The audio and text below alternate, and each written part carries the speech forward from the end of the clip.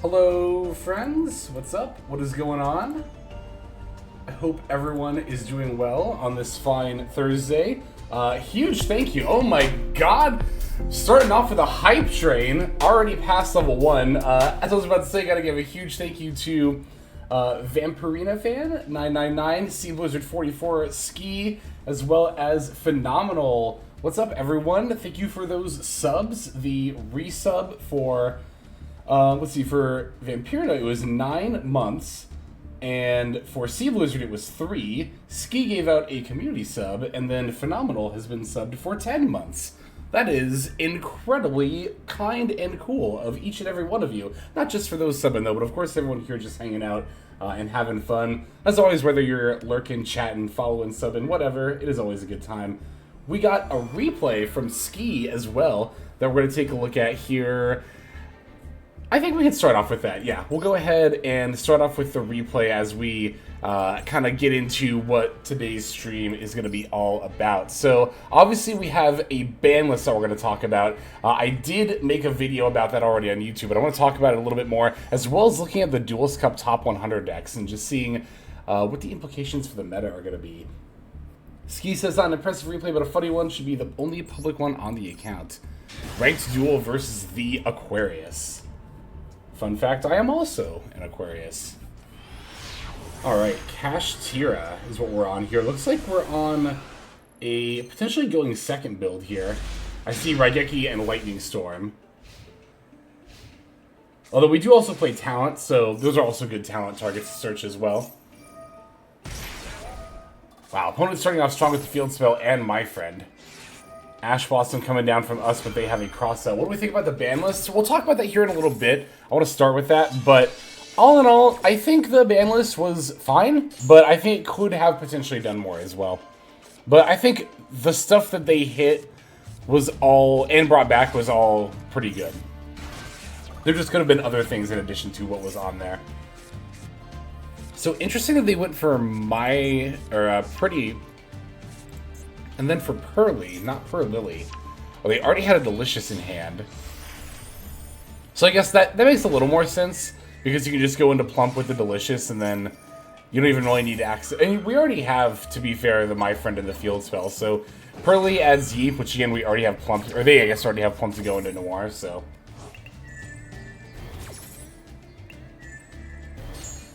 Opponent's play is making a little more sense here.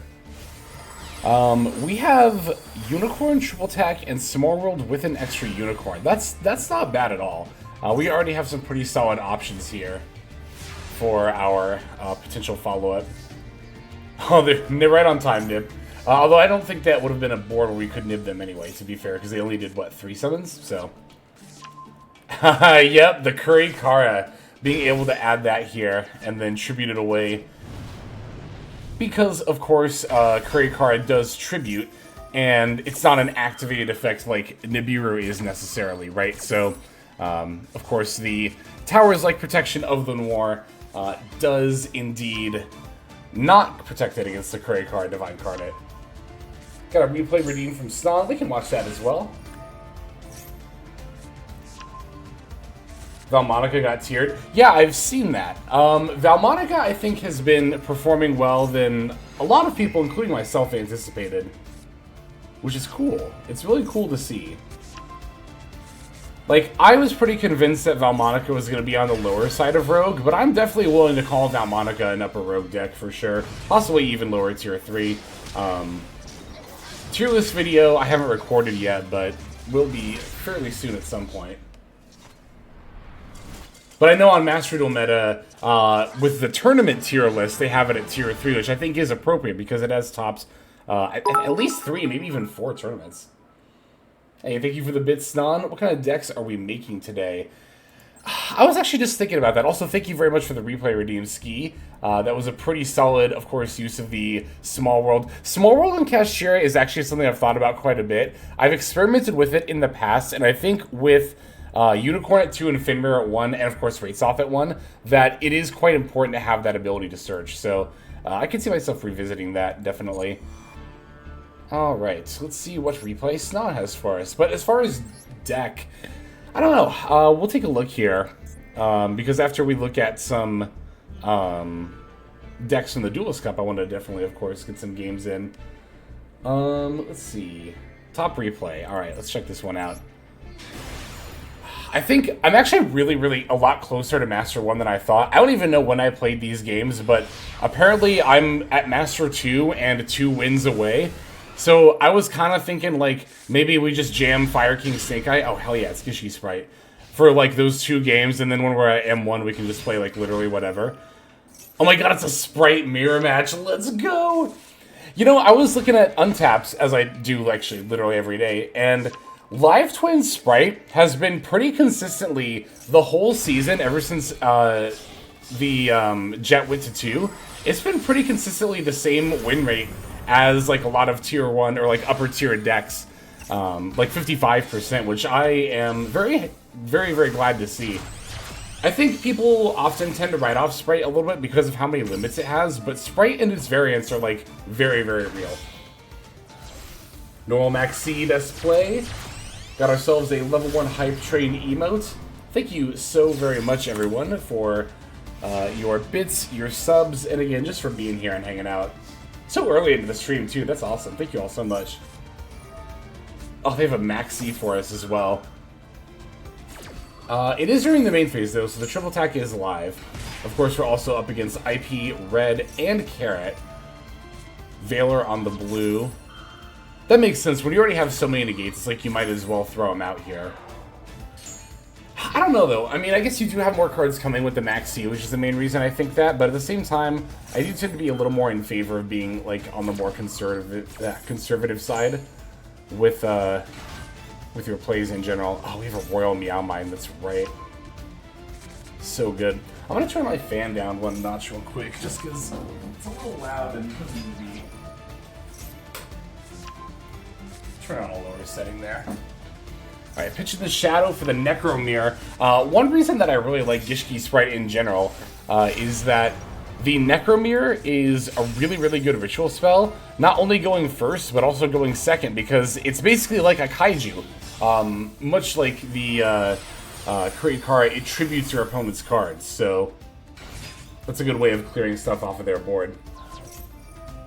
It does seem like a bit of a conservative end board. I was a little surprised to not see Evil Twin stuff, but it seems our opponent prioritized having Red and Carrot. I don't necessarily blame them. I have thought about that sometimes when making twin plays. That maybe having the negates is better than the twin, but at the same time, I feel like the twins do give you a little more, I don't know. It's debatable. I mean, that's obviously matchup dependent as well. Oh, yeah, so Noir. That's actually something we can talk about real quick. So, Epperly Noir. The reason that we play Epperly Noir in this deck, and I was actually talking with Stan during one of our coaching sessions, and he's convinced me of this. This card is kind of a better Onibimaru Soul Sweeper, right? So, we can make it using 2 level 2 monsters, and we can use the discard to then put a card back in our opponent's hand. Instead of a temporary banish, especially on an extra deck monster, you can just put it right back into the extra deck, and it's not going to come back later. So that's the use of Epperly Noir. We're actually making it with level 2 monsters, and it doesn't actually need the Sleepy memory to do the bounce. It just does 2 bounces if you have Sleepy, but you can still discard 1 to bounce a card. It's basically a rank 2 Bryanak, is the best way to think about it, which I think is a really cool addition. Yeah, I think all the Pearlies are actually generic the Xyz monsters. Alright, so here we have the IP alongside the Elf. Giving our opponent some draws with the Maxi here, but let's see how much that actually is going to end up being relevant here. Wow, they have a lot of cards in hand. Alright, Secret Password for the Sunny Snitch. Then, of course, Sunny Snitch coming down here. Adding the Leela Treat, naturally, because... Okay, here's Carrot. We're gonna bring back Red. They're gonna Ghost Ogre. Okay. Alright, chaining the IP Masquerena is pretty good here. SP on the Elf. Okay. So we don't get to summon with IP because there's only one monster on the field, but we do get the card back with Elf. And also their SP is now off the field, which I think was a pretty favorable. It is their turn, but I still think it's good to get the SP off the field at the same time. I was gonna say, I think that's pretty favorable for us. And also, yes, the fact that we destroyed the twin. So that was another thing that was very, very crucial as part of that turn, was the fact that we specifically sacked IP for red. Instead of using, like, obviously IP's effect had already been activated, but we were using the red with the IP rather than the other way around to both negate and destroy the Kisakeel. Because the opponent already added the Leela Treat to their hand, we know that even if we just negate it and leave it on the field, it can still continue to make plays. This is also really good for us because now when Little Knight comes back, it brings out Elf, which can bring out more stuff from our graveyard to make more plays with. What's up, Jarius? Okay, adding the Neramanus there, and then we get to Shadow for the Necro Mirror once again. Normal summoning the Grimness and activating for the Abyss. Now, we're only going to be able to battle with Ritual Monsters because we use Grimness here, but I think that's fine, because even if we don't, like, necessarily OTK, like, win the duel this turn, we can still set up, like, a lot of negates, like, enough to definitely ensure that we are prepared for just about anything they have for us. Yep, here's the red and the carrot. And then we're passing back over to them. Also, the Goddess is actually quite difficult for a deck like Sprite to remove a lot of the time. Because Smashers actually doesn't target, so you can't Smashers it. They've already used the SP, so in this particular situation, they can't use that to remove the Goddess. I'm trying to think. If they play Nightmare Unicorn, that would work, but I can use SP to banish their stuff, and there we go. So even though we played into a Max C and gave them a bunch of draws, you saw they had well over, a full hand. They had to pitch 3 at the end of the turn afterward. We still managed to, using our response as well, shut down all of their plays and make it so that they could not follow up, even with a million cards in hand. It was a very, very good replay, Ston. Thank you very much for sharing. I see we have another one, too, from Rask Uvi? Uv? I don't know. I'm sure I butchered her name. I apologize for that. Let me go ahead and pull this one up here. 484 21. Oh, I'm not typing. There we go. All right, 45. And we are. Oh, you have the cross duel icon. This is kind of funny because this is actually like the rarest icon you can get in Master Duel. The only way to get it was to play a game that is no longer around anymore. So I'm actually kind of jealous of that. I've wanted that icon. And looks like we are on a very cool deck, as well as having a very cool icon, which is Super Heavy Samurai Sword Soul. I've been meaning to look into some of these Super Heavy Samurai pile decks that are like using it as an engine to facilitate some synchro plays. I think that's really cool. Up against Dinomorphia, and we're going second. They're going to set the Frenzy and one other card before passing it back over to us. Our opening hand is really good, actually, and that Big Banky makes it ever so slightly better. Although, to be fair, we don't have another Super Heavy Samurai card to pair with it at the moment. Maxi is activating, and we're going to allow it to resolve. Especially in the Ashina Normal Moye for Shithana. Going for the Dinomorphia Frenzy. We're using the Ash Blossom on that. I actually don't think that's a bad idea at all. Oh, but then they have the Solemn Strike. That's brutal, so ultimately it wouldn't have mattered either way, but I definitely don't think it's an awful idea, or even a bad one at all, to send, or to save the Ash Blossom for the Dinomorphia Frenzy here, because, you know, the Maxi has this non-tangible threat of possibly drawing hand traps, but the Dinomorphia Frenzy is a very real thing that is set and will be activated. Now, again, here, they just have the, they have the Solemn Strike anyway, so. And an Ash Blossom for RC, that's pretty brutal. God did in fact say no. Alright, Kent Regina going to summon out the Rex turn by copying the Frenzy here. We're going to sync for a level 8. Going for the Draco Berserker of the Tenyi. Always expect those Solemn cards. Yeah, and Ferret Flames. Ferret Flames is the most annoying card. That always gets me whenever I play against Xenomorphia.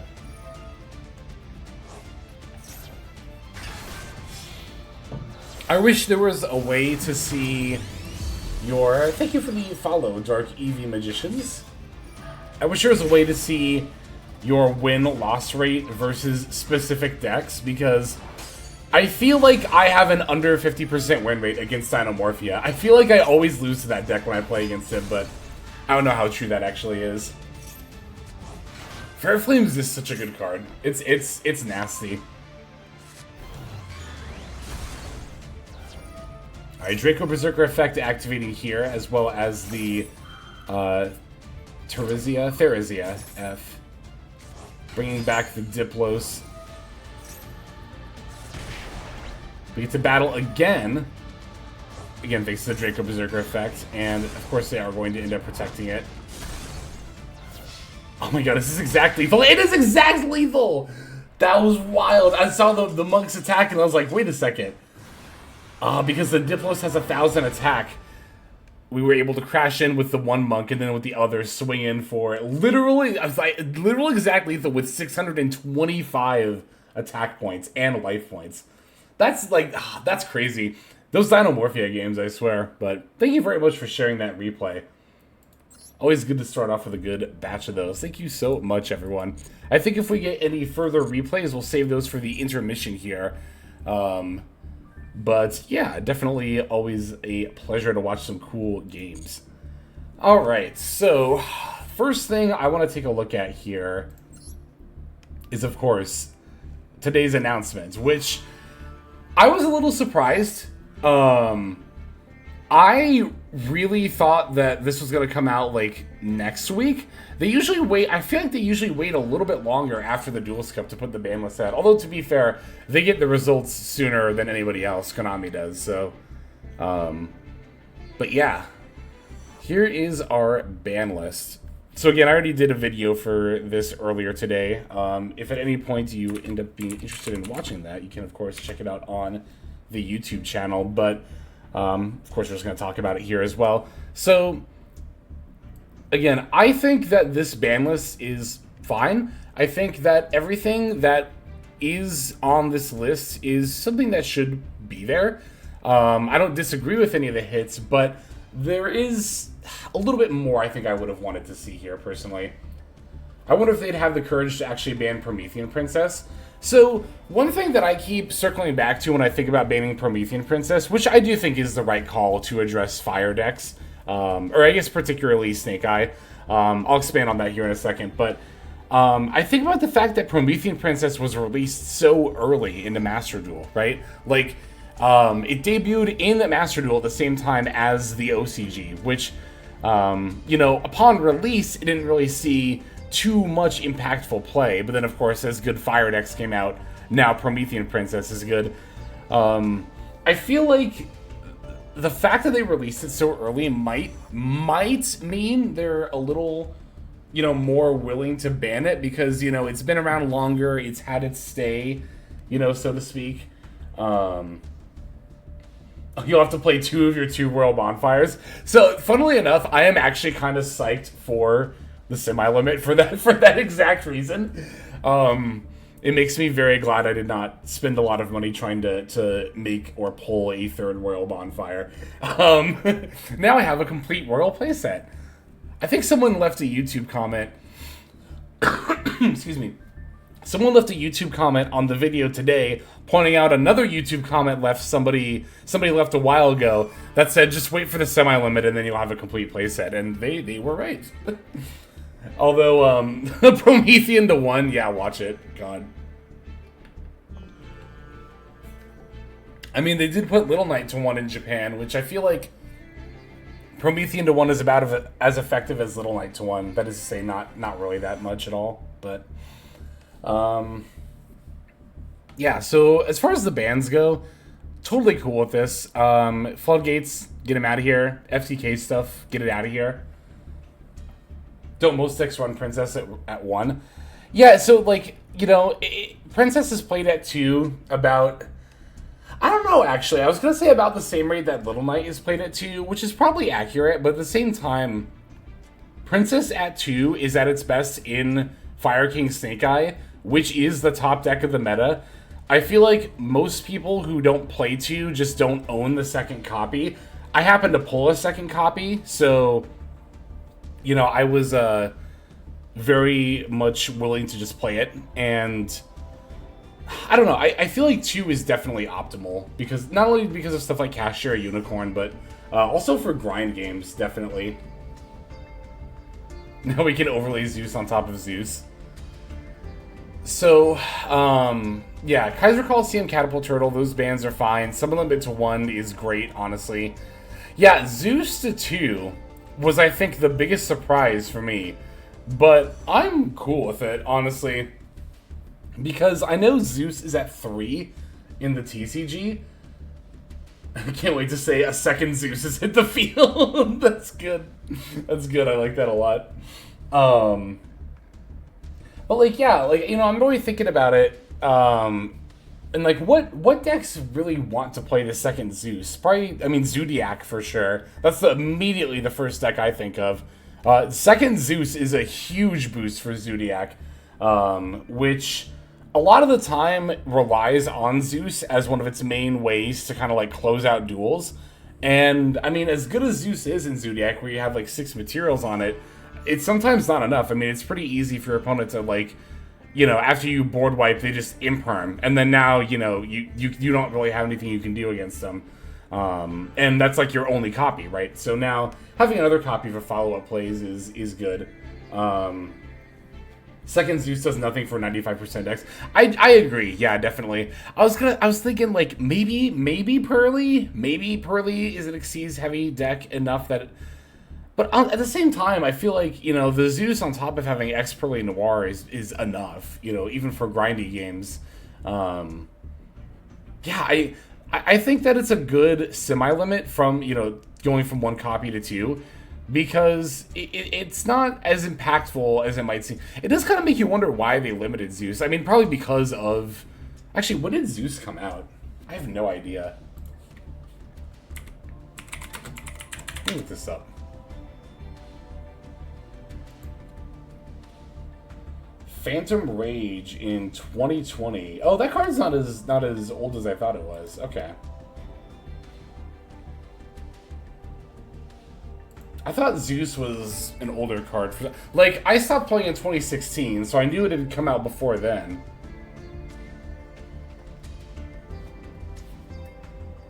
But I thought it was like early Link era for some reason. Although, could you imagine Tier 0 Zodiac with Zeus? Like, God. This is the deck wouldn't have already been good enough. Or wasn't already good enough, rather, but... Bonfire to 2, though. Aside from liking it so I can only use my royals, what do I think about it as a hit? I don't think much of it, honestly. It's, a lot of people said, like, oh, Ashen Wanted to 1 are just consistency hits, but those were definitely ceiling hits as well. But Bonfire to 2 is definitely just a consistency hit. Like, now, you just see Bonfire a little bit less often. And...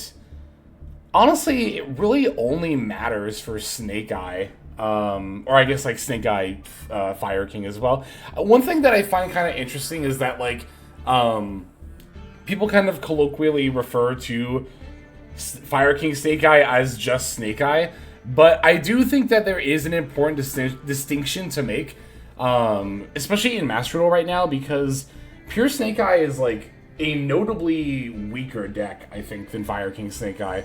And we'll talk about that a little bit more as we look at the Duelist Cup Top 100. But, yeah, Bonfire to 2...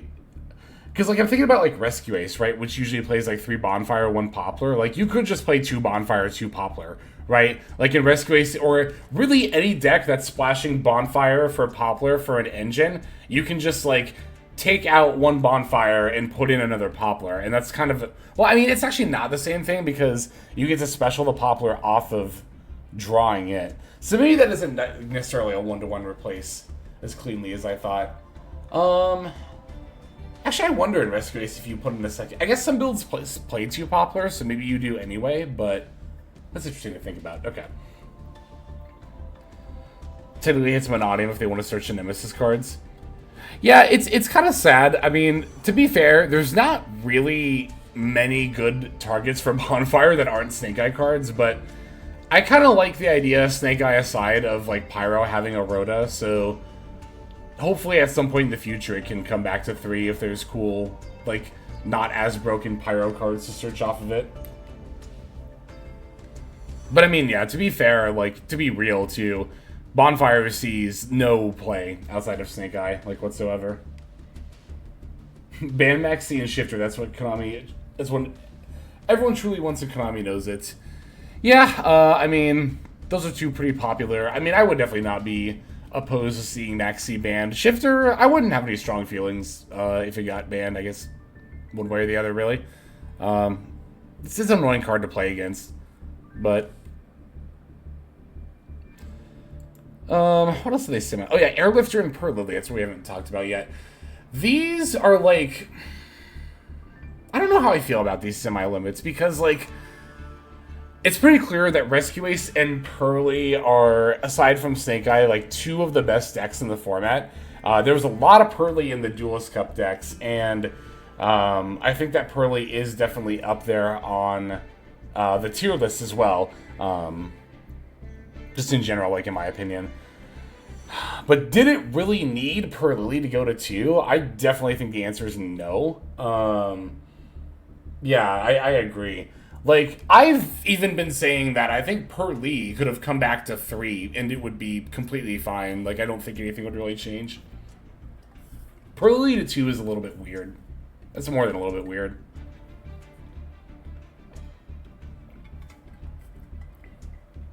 I almost wonder if, see, okay. I think I would have preferred, what if Pearly went, like, Pearly and Pearly didn't go to 2, they were just at 3, and what if instead we put Sleeping Memory to 2? I think I like that a little bit better, because it kind of curbs the, like, instead of drawing 6, you know, potentially during your opponent's turn, they can only draw up to 4. I don't think that Sleeping Memory needs to be at 1, like, I don't think Pearly is that good of a deck. But if you were going to hit Pearly, which I don't even think it did need to be hit, to be fair, I think that would probably be a better way to do it. Yeah, I don't, this semi-limit's a little weird. Airlifter to 2, I understand, like, a little bit more, I think. Because I do think that Rescue Ace is definitely more deserving of a hit than Pearly. But the question remains for me, even if it is a little more deserving of a hit, does it actually need a hit? And I kind of don't know if the answer is yes. I said in the YouTube video, and I kind of still think, I mean, I recorded it earlier today, so I would hope I still think the same thing, but Rescue Ace almost kind of feels like Sword Soul to me in a way, where it's like, yeah, it's a tier 1 deck. I mean, like Sword Soul was back in the day.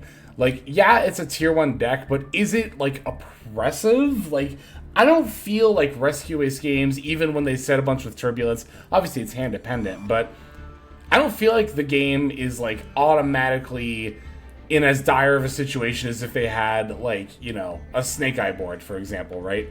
I feel like it's more fair. Like, Rescue Ace feels like a fair tier 1 deck.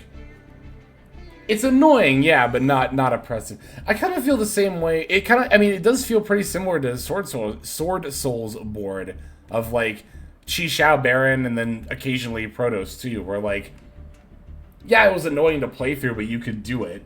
And I don't know, I get a similar vibe from Rescue Ace. Airlifter to 2, I think is fine. I'm more on board with this than I am Pearly to 2, Pearly rather. But I don't even know if this needed to happen. I don't know. I think that's fine though. This, on the other hand, yeah. And I don't know. These unlimits are kind of all whatever. I think they're all fine. I don't really care about any of them. Kieran, I don't know. Kieran to 3 will be cool for when the new Magispector stuff comes out. Birth to 3, I don't know. Even in pure cash, you do really play 3 Birth. And then Yadagrasu and Teller Knight or whatever. So Does putting Lifter to 2 do anything? Emergency is going to get it anyways. I mean, it's a minor consistency hit. And here's the thing about consistency hits. I think that they are fine for a situation like Rescue Ace right now in the meta. Because I don't think that Rescue Ace needs to be curbed so hard that it needs to majorly have its plays affected. But if it has those plays very slightly less often, I think that's fine. I think that's a fair hit. Now, when Ash and Wanted went to 2, not when they went to 1, but when they went to 2, that was a consistency hit. And I understand why people were annoyed with that. Because that is, again, not really... Snake Eye is more of an issue, right? And that didn't really do anything to curb the issue. It just kind of made the plays happen less often. Now, Ash and Wanted, particularly Ash to 1, did actually curb the issue, because one of the things that's most annoying about Snake Eye is their infinite follow-up plays and the Ash's ability to search Ash. But with it at 1, you don't have to worry about that as much. You don't have to worry about Ash searching Ash, period. And that is a huge stoppage to their, like, infinite follow-up. So, but I mean, it's kind of the same thing as, like, Bonfire to 2. Like, this I'm not as much of a fan of, even though it's the same type of consistency hit, because, you know, the decks that are really relying on Bonfire, read Snake Eye, needed, I think, more of a hit than Rescue Ace, which I think this is fine. So GD Scrub, I'm doing well. Hope you are as well. Just talk about the ban list here. I think if you really wanted to curb Rescue Ace, like, I don't think that they need to be, but if you were going to do it, I think probably limiting Emergency would be the best way to do it. Like, that would not only be a consistency hit, but it would also reduce their follow-up, because then you wouldn't be able to turn 1 Emergency and then also set an Emergency with Turbulence. But I don't think that needs to happen. I don't think Rescue Ace is that good that it needs that level of a hit. If you get Yada locked in 2024,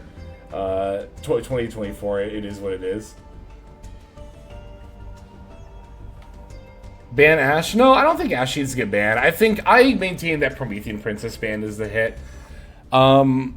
Because the other thing, too, about Promethean Princess ban is that Snake Eye is the fire deck that is most hurt by that. Like, yes, Promethean Princess does support other fire decks, but, like, Simon Great has so many combo lines where you don't need Promethean Princess. Infernoble is also very good at making plays with that Princess. You don't even use Princess until the very end of that deck's combo line, so, you know, it would not be difficult to do plays at all without it. Even Rescue Ace doesn't really need Promethean Princess at all to do Turbulence Set 4 stuff. But if you take Princess away from Snake Eye, now all of a sudden they lose an extender, they lose the ability to link climb so easily, and they lose a piece of disruption as well. They are much more reliant on it, and I think it would hurt them more than any other fire deck, which is why I think Princess ban would be the right call, personally. Do they need to unban other non-fire decks? No. That would make the format more of an issue to, like, give other decks more broken stuff. I think that's going the wrong direction.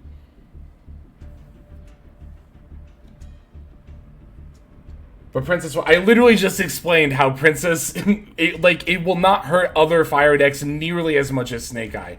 As I literally just explained, other fire decks have very easy ways to make plays. Salmon Great especially has so many ways to play without Promethean Princess. Like, we literally just had an event where Princess was banned, the Fusion Link event. Princess was banned for that, and Salad was still one of the best decks because of how easily it did combos without Princess. But, yeah, like I said, Infernoble can very easily do stuff without it. Rescue Ace doesn't need Princess to do anything. I think Pure Fire King is probably the other deck that takes the biggest hit. But if we're not hitting Princess, then we definitely don't hit Fire King cards. Like, Fire King is not the issue here. But I also don't think that Snake Eye needs any more of a hit. And one of the reasons for that is, actually the main reason for that is that Snake Eye as a deck is kind of not really a thing anymore. As we look at the Duelist Cup top 100 decks here, which we're gonna pivot into here. Let me just pull them up. One thing that you'll notice, or that I noticed pretty quickly, is that there's like almost no. I think there's like 2 pure Snake Eye lists. Pure Snake Eye just has no follow-up anymore. Like, literally no follow-up. Not literally, of course, but it just does not have the long game ability. And it needs another deck to help compensate in that regard. I think Ash and Wanted to One were effective hits. And I think Princess is the next best way to help curb them. But, alright, let me pull them up over here. And, let's see.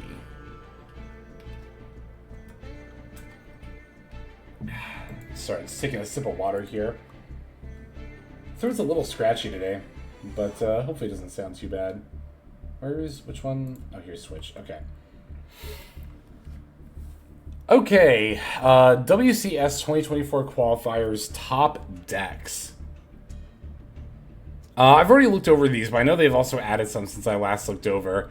I think we only have the regional... Yes, we only have this one list from Japan. But I mean, right off the bat, you can see Fire King Snake Eye, and we are going to see a lot of it.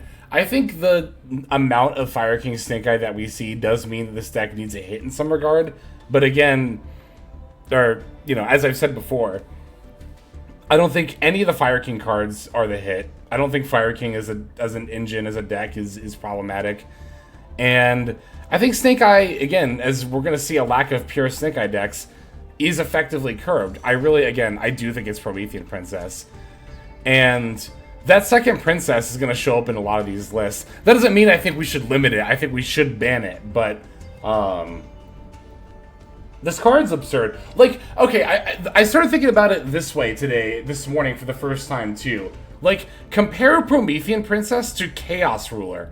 This card is so much more insane, because that's something that I've heard people say is like, oh, Light and Dark have broken stuff, let's just let Fire have a broken card too. But we took Chaos Ruler away from Light and Dark, and when you compare Promethean Princess to Chaos Ruler, like, they both have the ability to revive themselves, but Princess can also revive another fire monster, and it can destroy an opponent's card. Whereas Chaos Ruler had the Excavate, and I can tell you from someone who played a lot of Chaos Ruler, the Excavate, while a very nice bonus, was not ever required, like as part of your combo line. Any combo line that played Chaos Ruler, you would just assume you whiffed on the Excavate.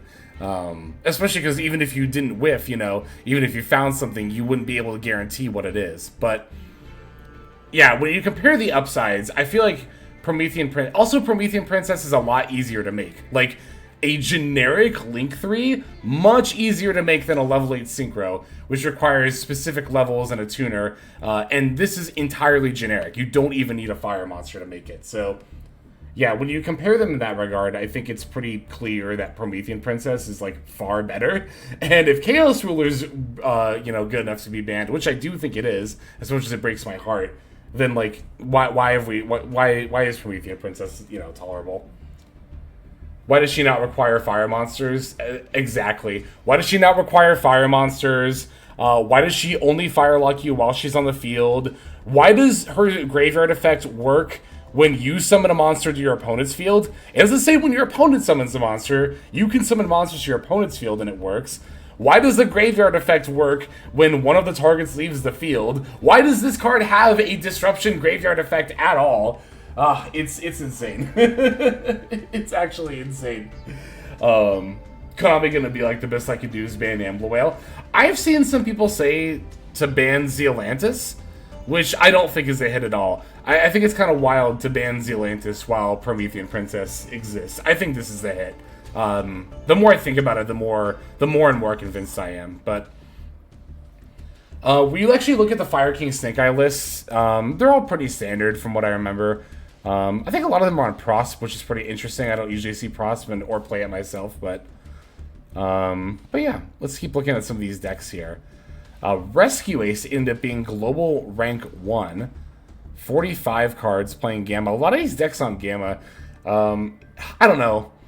I've had my beef with Gamma in the past, but maybe it's time to give Gamma a little bit more of a chance, pretty standard looking list. I don't really see anything here that's like super out of the ordinary. I like Celine. I like the Celine. Oh, well, thank you for the gift sub, anonymous gifter, which has gone to Toadette. Awesome. Thank you so very much. Yeah, I think Celine and Access Code line is very, very good in Rescue Ace. I like it quite a bit. Here we are seeing Fire King. Oh, one other thing I wanted to keep track of is if we have, are we going to see any of these lists that aren't on Olcanix? Because while I do still think, like, if you don't have the URs to craft old Garunix, like, you can definitely play Fire King Snake Eye without Olcanix and, you know, do well. You can get away with that. But, like, Olcanix is so good that I think we're going to see it in every single list, and I think every single list probably should be on it. So as we look at Fire King Snake Eye lists, I kind of want to pay attention to Olcanix and Double Princess, and maybe even Prosp, because I see it again here, too. Gamma as well. I want to keep track of Gammas in general. Alright, Global Rank 4 ended up being Despia with the Gimmick Puppet lock. That's another... I wasn't even really thinking about this, but... this is another card that I do think should be banned.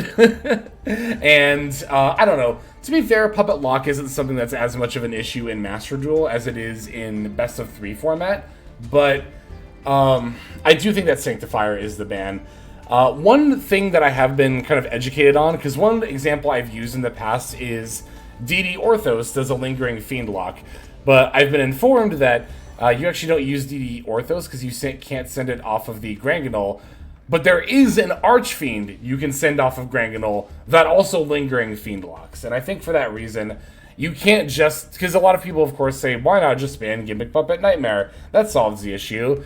Well, the answer... And then it doesn't, because, again, there is still... I don't remember the card's exact name. I wish I did off the top of my head. But there is an Archfiend monster you can send off of Granganol that you can Albion onto your opponent's field and just put them in a Fiend lock. And while Fiend is not quite as oppressive as, you know, Gimmick Puppet, still being locked into only being able to summon Fiend monsters is going to put, you know, like 90% of decks unable to do anything. So I think that the answer is just that Albion Sanctifier has to get banned. This is one of the very few circumstances in which I would be fine with an errata. If it just negated the monster it put onto your opponent's field, this card would be fine. Like, it would be 100% fine. Because, like, it shouldn't negate both monsters because, yeah, the point is to summon Albaz to your field and then be able to fuse, right? I think that's a good, you know, thing that the deck should be able to do. But if this card just negated the monster effect that it puts on your opponent's field, it would be 100% fine. But because of that one detail, it's actually not fine at all. I mean, this isn't even the only example we see of summoning to the opponent's field being an issue. Look again at Promethean Princess. Particularly Salamangreat, but other decks too, have the ability to summon the monsters to your opponent's field, and when you do that, that triggers the Promethean Princess. It's like, why is that a thing? Why is that a thing that's allowed?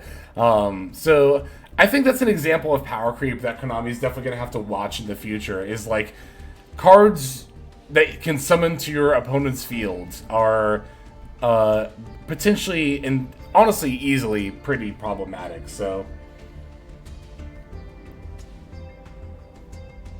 summon amount doesn't matter.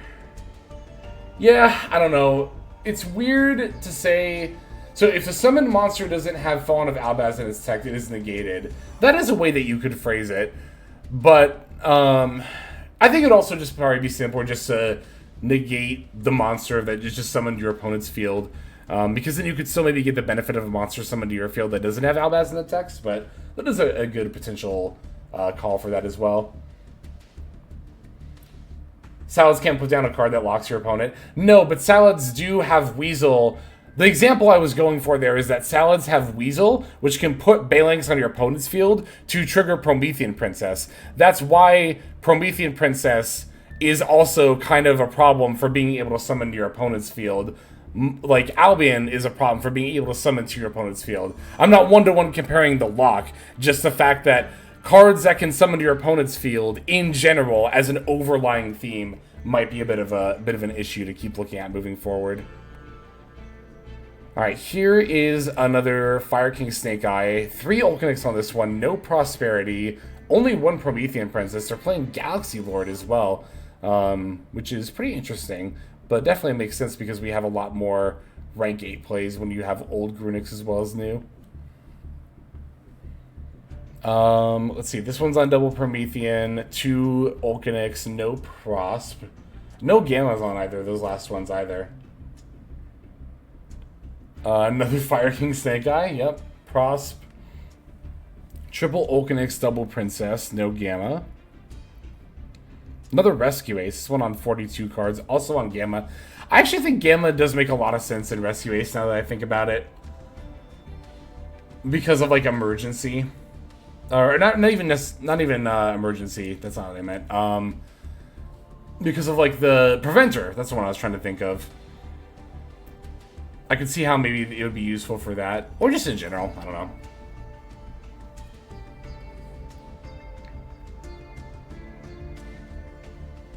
Okay, here's our first Tier Limit deck. Pretty standard pure limits, you could even call it. Which I've kind of suspected is probably just the best way to play this deck. They're on card destruction, which is pretty interesting.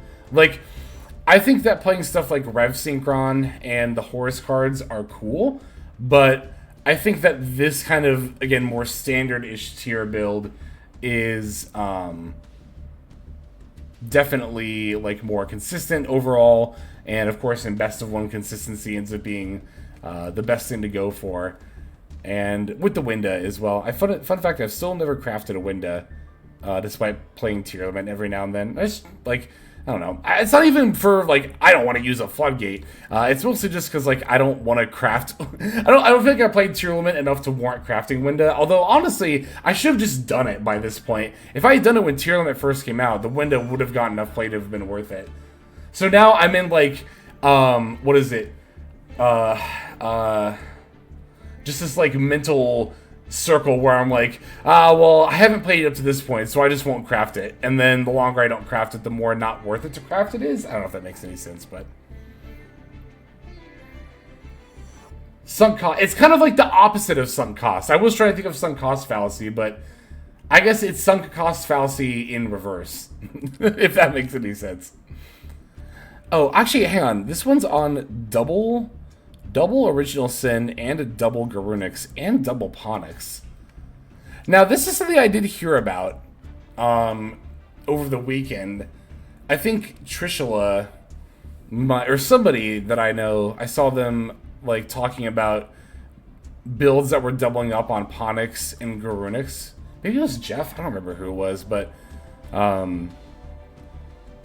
I don't know what the exact reason for that is off the top of my head. I would assume just for maybe some more follow-up, maybe in case they banish your one of... Because I will say, if you get your Sacred Fire King Garunix like banished or put in the spell trap zone by Subversion, it can be really hard for this deck to have follow-up. So I can definitely see playing a second copy. That does not seem like an awful idea.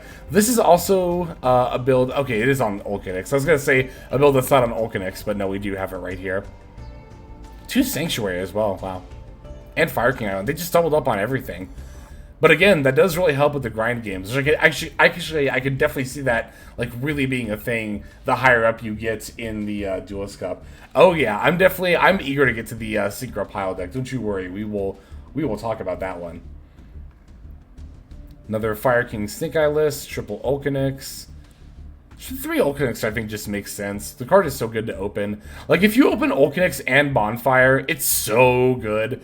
Oh, it's so good. It's probably, like, the best opening hand you can get. Here we go. Okay, yep. So, this person, not on 1, but 2 Synchro Pile decks. On the left, we have... Looks like Adventure, Grass, Synchron, Super Heavy Samurai. On the right, we have a list that we're going to see quite a bit of here, which I don't even know how to describe it. It's also Adventure, Synchron, Snake Eye, Super Heavy Samurai,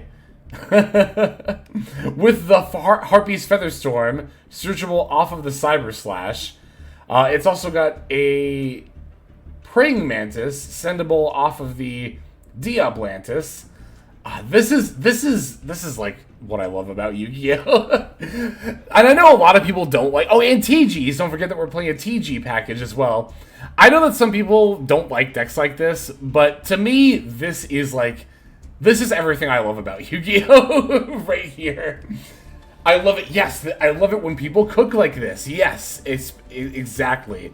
3 Fairy Tale Snow. Wow, I didn't even realize that till just now.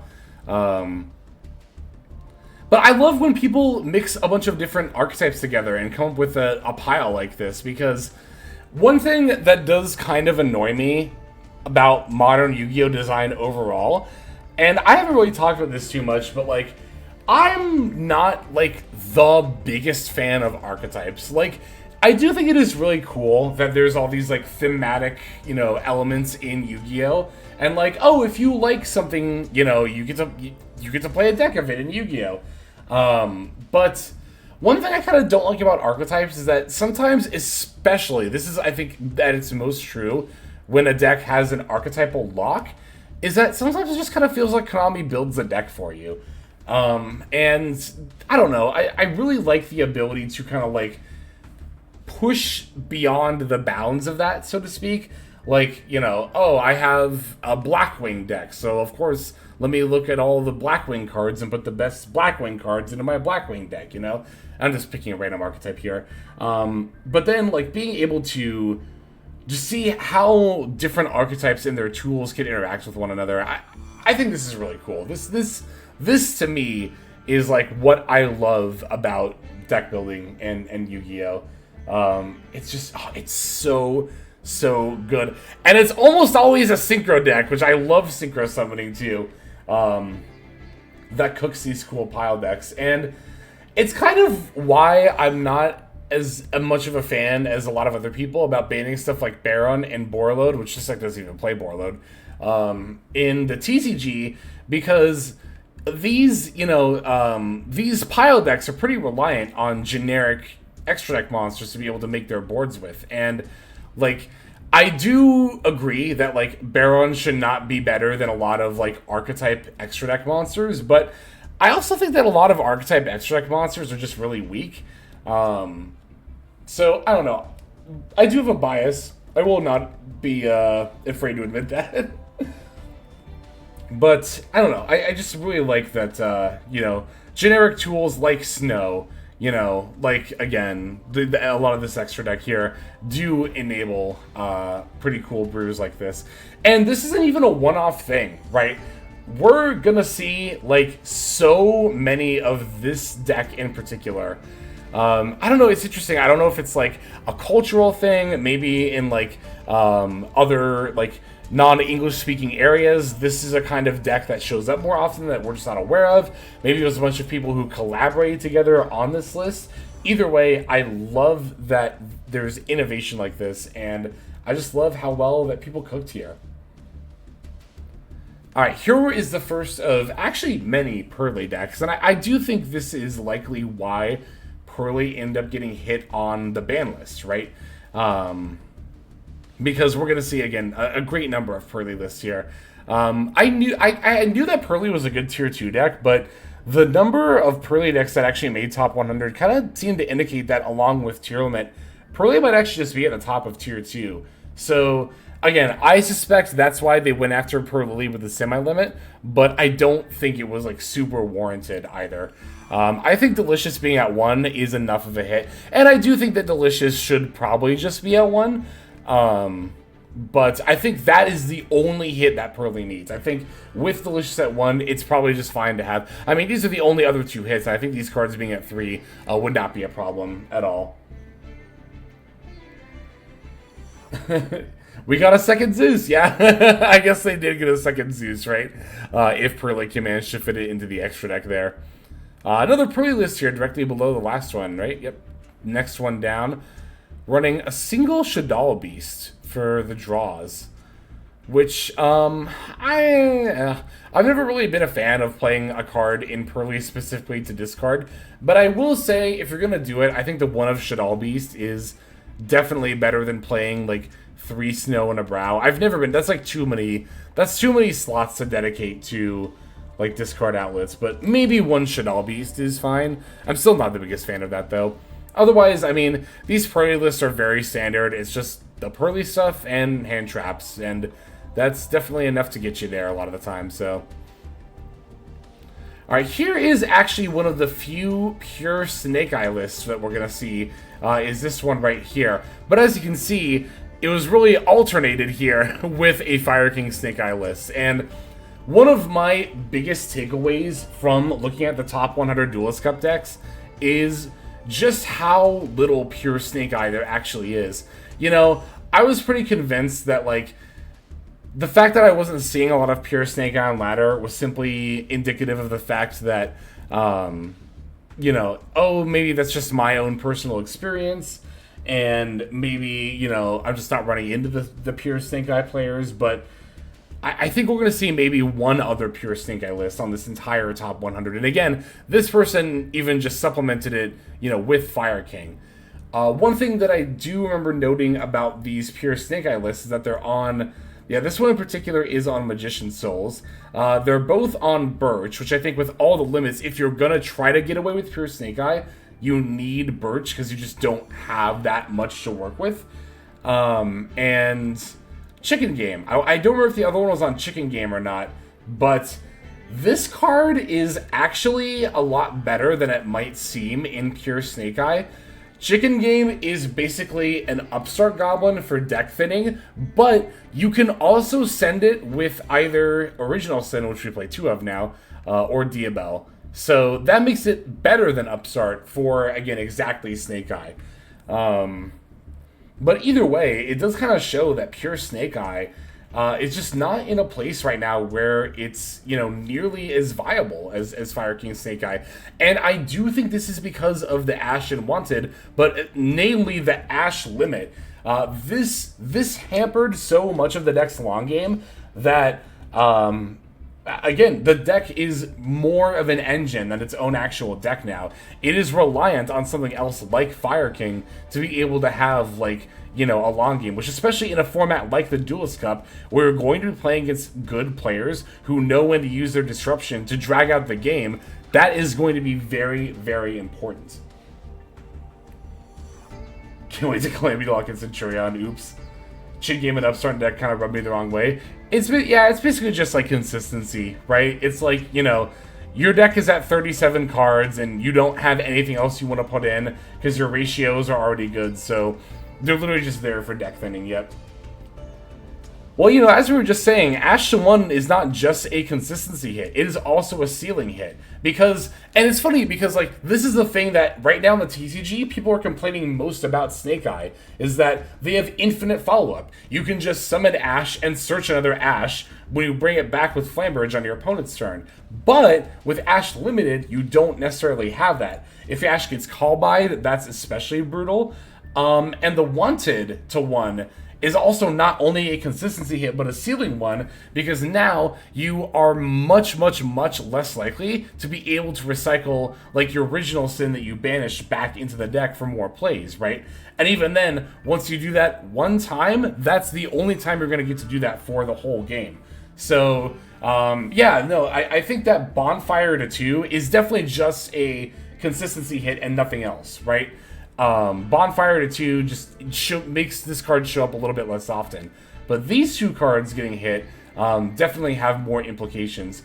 On top of also being consistency hits, which I don't think are inherently a bad thing, but I understand that a consistency hit alone is not enough. It's like we were saying earlier, Ashen Wanted to 2 was not enough, but Ashen Wanted to 1, that is much more impactful. This person was on Super Polys in their Fire King Snake Eye build, which I think is very interesting. I just noticed that. That's cool. Neat tech. You definitely have the room in the extra deck. Like, you have like 3, sometimes 2, maybe like 3 flex spots in the Fire King Snake Eye extras, so definitely have the room. Alright, this person's Fire King Snake Eye, got Gamma, got Ulcanix. Was this person on Ulcanix?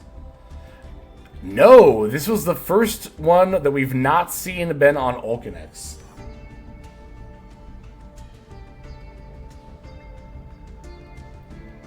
Flamberge, summon Oak, add Ash back to hand for the opponent's turn. I mean, yes, you can do that, but now there's one less body on the field, so you're still taking a noticeable hit to your board state as far as like your follow-up plays go, right?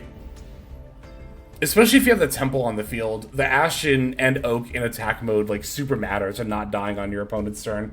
There have been so many games on Pure Snake Eye where I win just by having all the little ones in attack mode with Temple up, because even if your opponent can run them over, like, they don't do enough battle damage to be able to lethal you.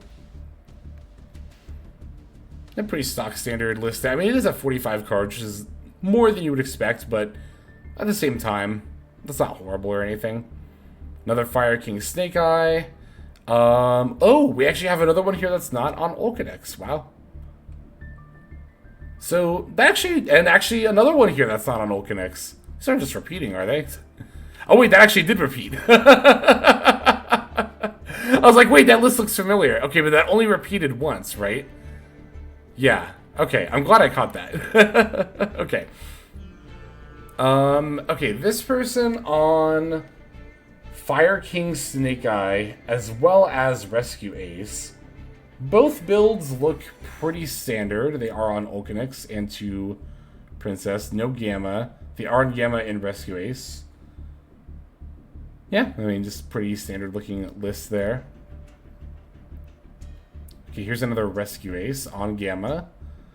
Oh, I should put Gamma in my Rescue Ace deck. I mean, it makes sense too, like I said. It also makes sense because isn't, yeah, so Turbulence is also an activated effect.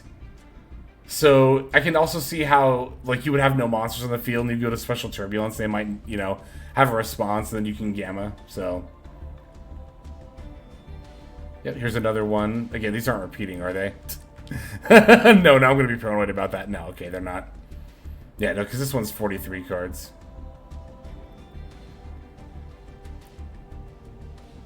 Gamma for Poplar Summon and OG Sin. Yep. Lots of opportunities for it to come up. Okay, here's more Snake Eye Fire King Snake Eye, however you want to say it. Triple Ulcanix. Got the double Princess and the number 90 as well.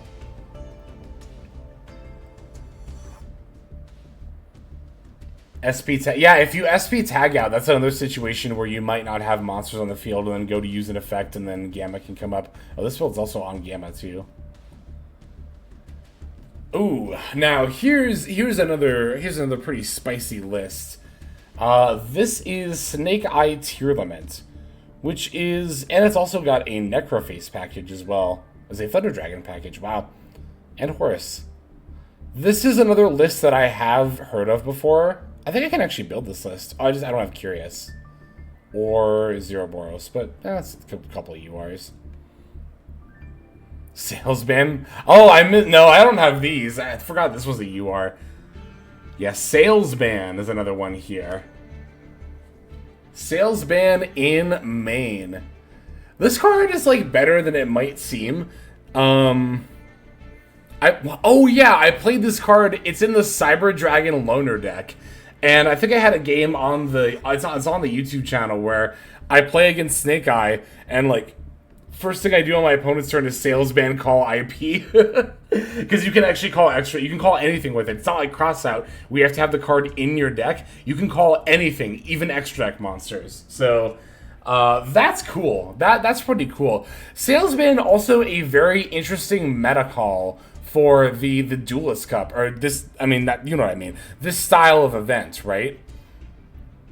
Because like, as you come to, you know, see more and more of similar decks and maybe even in some cases recognize people, potentially, although I know people do like to hide their names under player and stuff, you know, Salesman becomes a lot more useful in that regard. But yeah, this is just like a good stuff pile deck, which again, I'm always in favor of. Hey, it's Trishula. We know Trishula. We like Trish. Who was on Fire King Snake Eye. Trish's list is on Ulcanix. He was playing Gamma. He played 2 Island, which is pretty interesting. But it makes sense, too, because, like, Island is one of the cards that people will go after the most, right? Not only because it's your main searcher, but also because once they get rid of it, by destruction or banished, you can destroy all monsters. You know, you destroy all monsters on the field. So, Trish the GOAT? Hell yeah, definitely. We love Trish on this channel. Yeah, 2 Promethean Princess, and we're playing the number 90 as well. This is a very solid list here. I'm noticing that most of the Fire King Snake Eye lists are also over 40 cards. Which, you know, a lot of them are playing Gamma, which would make sense too. Got puppet locked. He got puppet locked 4 times in 1 hour. That's brutal. Yeah, I know Trish got 3rd in North America. Which is very, very close to top cut. So there's the top place finish for the World's Invite, right? Always rooting for Trish during these. And other friends as well, of course. Here's another Rescue Ace deck. This one on Fire Attacker, which is not played a lot of the time, or even most of the time, I don't think. He missed out by like 200 points. Oh, that's brutal. This one's already on 2 Bonfire. So yeah, like, as you can see, 2 Bonfire for like everything but Snake Eye. This doesn't really do anything. Here we have another Pearly. This one's Ghost Trick Pearly. I've heard people say that Per Lilita 2 makes the Ghost Trick version harder to play, but I don't know if that's what they were going for. I know Per Lilita 2 also was a similar case, but again, maybe this could even just be a case of Konami, you know, trying to be like, all right, you know, we're done making new Pearly cards, so go play a different deck, go buy new packs. It's not something they've been shy about doing in the past. Here's a couple of different variations of Fire King Snake Eye. The big difference I notice off the bat is the build on the right has a Joel and Lockbird. This is something that you'll sometimes see in the Duelist Cup style events like this, is that sometimes people will take 2 very slightly different builds of the same deck. Probably, you know, each one's have different texts for different meta calls. I noticed the one on the right is also on Triple Nibiru as well. So, you know, the one on the left also having the Imperms. Perhaps, again, just different matchups, different, you know, metas within those top ranks would warrant different builds. I think that's a smart thing to do. Here's another Rescue Ace build. This one with Retaliating Sea, which I've actually seen this card more often on ladder as well. I think as sort of a counter to the Snake Eye stuff, because it specifically summons itself when your opponent activates a spell card that includes an effect that special summons a monster. Although actually Rescue Ace has that as well. Pearly has that. Tear Lament has Grief. No, is that the spell card's name? The normal spell? Oh, there might actually be a spell card that summons for like every archetype that's meta relevant right now. Actually, for all the major ones, even Mathmech has like Equation. So yeah, I definitely see why people are turning to Retaliating Sea. And of course, it's got that like Macrocosmos effect as well, as long as it's on the field. And if they do go out of their way to get rid of it, then you simply search a Maxi. So yeah, Retaliating Sea I think is actually a pretty good call in this particular metagame. Again, I've come across that on ladder myself as well. I think that was for one of our videos, for our Infernal Night video. So funnily enough, from what I remember, and maybe since last I looked, there's been another one added. The only Pendulum deck that made top 100 doesn't even use the new Zark stuff. It's just good old-fashioned Endymion. Yeah, I am not surprised by this, though. Endymion is an extremely good Pendulum deck, and while Pen Magician tends to be a little bit more popular, I kind of wonder if Endymion just isn't the better between the two. Like, Endymion hasn't even gotten, like, any recent support. Like, I'm looking at this list, and, like, none of the cards in the main deck here are, you know, new. They do have Exceed the Pendulum in the extra deck, but You know, it's not like Endymion. It's not even like they're using the Zark cards at all. Again, here, I mean, they have Astrograph Magician, but they don't have any of the new Zark stuff. They're just a bunch of spells and a bunch of Endymion Pendulum monsters, and that is good enough to get 31st in the World Championship qualifiers. We'll look at the extra deck here a little bit too. There's Promethean Princess again. Burp, burp, burp, burp, burp. I find it funny. I've seen some TCG players talk about banning Princess, and they're like, I've seen more than one person say, yeah, if you ban Promethean Princess, then you can bring back Electromite. And it's like, you can just bring back Electromite. This card's fine. I always forget this card is banned in the TCG. It's like, why? This card is like completely fine. But I guess they are just not the biggest Pendulum fans. Princess to reset Electromite. I mean, yeah, that's definitely a very good interaction, but like, you know, that interaction is not why Promethean Princess is like broken. Promethean Princess is broken for many reasons, and resetting Electromite is not one of them, I don't think. Although it is very good. I'm not saying it's a bad interaction, not by any means.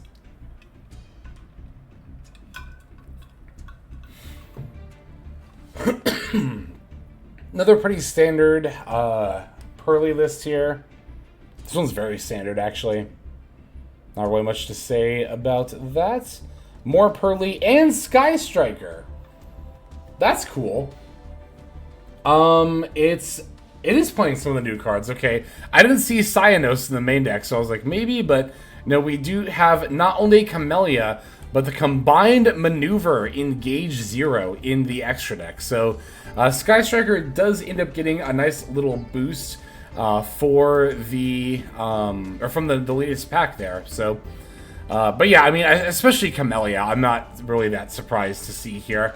The Mobilize Engage, or the Maneuver Engage 0, I am a little bit, because it's a little situational, but at the same time, I think that this is a good going second card. And just looking at the list, this is pretty clearly probably supposed to be a going second list here, right? I mean, they're on 2 Change of Heart, 2 Lightning Storm, the Thrusts. I would assume that you're electing to go second, and the Duster, right? But I didn't watch any of the games, so of course, so maybe not. But does this one have an animation? I actually don't know if it does. I wouldn't be surprised if it did. But I have not crafted this card, so actually I'm not sure if it has an animation or not. But yeah, Camellia, just such a good boost for Sky Striker. And again, the Engage 0 as well. This person's other deck was Pearly. Pretty standard looking Pearly list here. Valmonica at 57. That's not bad. That's not bad at all. For a deck that, you know, again, like myself and a lot of other people were just assuming is going to be a lower rogue deck, we actually see Valmonica performing quite well, not only in community tournaments, but here in the Duelist Cup. 57th, again, not that bad at all. Yeah, wow, this is a pretty solid looking list here. I know people are going to be like, it's on Floodgates, but Valmonica is not a deck that's carried by Floodgates. It's a very, very good deck in its own right. The Shizu Shufflers are pretty good tech here, and the triple Droll and Lockbird I think is also quite interesting here. Triple Droll in this format, wow. Alright, here we have a Warrior Pile deck, particularly Makonkos and Infernobles. Yeah, I mean, it's a pretty... I don't know, it's not like the most standard looking list, but if you're going to combine Makonkos and Infernobles, this is probably the best way to do it. And honestly, you know, I've heard people, like in my last Infernoble Night video, there were people who were saying that they hardly ever see Infernoble like by itself anymore, that it's usually paired with Makonko. There's just Goblinberg, just chilling, just vibing. So good. I love stuff like Goblinberg and Fireflint Lady and Plague Spreader Zombie. All these like random cards that fulfill these like very specific roles in the deck. It's cool. I like it. Isolde the deck, yeah, pretty much. Alright, got another Fire King Snake Eye list here. It's playing Gamma, it's playing Ulcanix, it's playing Double Princess. Seems to be the standard. Got Fluanderies here. With lose one turn. I mean, yeah, you're never going to control any special summoned monsters, so definitely makes sense to rock the lose one turns. Double Dreaming Town as well, Book of Eclipses and Moons. Some cool text for the Fluanderies build here. Hey, it's April. I know that name. Alright, so of course we have some branded action here with the Gimmick Puppet lock. Again, as I said before, I do think Sanctifier just needs to go at some point. But, you know, again, for Master Duel, that just, unranked ladder especially, it just doesn't come up as often. So, I mean, this is one of those cards that, like, I do think it should be banned, but if it's not, I'm not, like, losing sleep over it. So I guess in that regard, I guess I could say it's fine either way. I mean, it's not fine, but is it enough of an issue to warrant a ban? Maybe, maybe not. I guess we'll see. Needs the puppet to compete these tournaments? No, I don't think it needs it. And moreover, I don't like the non-game states that it creates. Like, if we don't like floodgates, then you know, I think the same kind of mentality can be applied to Gimmick Puppet Nightmare as well. Okay, this person was on both Fire King Snake Eye and Pearly. This Pearly build on Kaiser Coliseum. Speaking of floodgates. Ulcanix at 3, Gamma, double Promethean. See how many Pearly decks? Like I mentioned earlier, that Pearly had so many decks here. Here's another one. Here's our Math Mech, finally. Seeing some Cybers decks here. I think this has been the case in the last couple of Duelist Cup type events where there's just like that one Math Mech deck that sneaks in there. Hey, they're on the Singularity. Ah, I love it. I've always thought this is the way to play Math Mech. And I love this build overall. Love the deck, love the build. Here's a couple more branded lists, both on the Puppet Lock. I noticed that this build has super polys and this one doesn't. I'm sure there are other differences, but I'm not going to play spot the difference with that. Got another Ulcanix Gamma Double Princess Fire King Snake Eye build. Triple Ulcanix Gamma Double Princess Fire King Snake Eye build. That seems to be Ulcanix in general plus Gamma plus Double Princess seems to be very standard as we see that yet again here. Rescue Ace on actually exactly 40 cards. I think that's the first 40 card Rescue Ace deck we've seen. Oh, it's got this line. Okay. With the Reproticus and the Cybers Enchanter. I've seen talk of that build before. Okay, another Ulcanix Gamma, Double Princess Fire King Snake Eye list. Valance in 78th here. With everyone's favorite fossil line. No Secret Village, though. I think Valance is a fine deck. Oh, it's got Laura's too. That's neat. Oh, here's another one of these. The Snake Eye Tearlament list. I think it's actually the same build as before. It's got the Horus stuff. It's got the double Necro face. It's got the Fairy Tale Snows.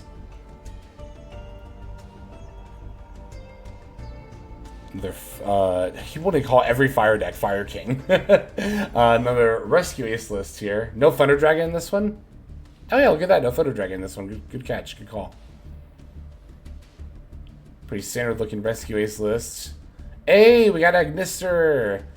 The Jelly Beans. That's cool. With the Firewall Brothers. Neat. I love this deck. This is like Math Mech. Another one of those Cyber decks that always seems to like sneak in at least... Oh wow, we actually got two of them here. That's not a repeat, is it? Nope, those are two different people. On Agnister. Such a cool deck. I've maintained for so long that if we all had I Wish I Was Dead's knowledge about this deck downloaded into our brains, this would be a tier 3 deck, at least. More Fire King Snake Eye. Not on Ulcanix, but it is on Gamma. Only the one princess. But no Ulcanix. So I think that's like 3 or 4 builds of it we've seen that on Ulcanix. So yeah, I think Ulcanix is optional but optimal. I think it's a pretty good way to put it. This one is on Ulcanix with Gamma and Double Princess.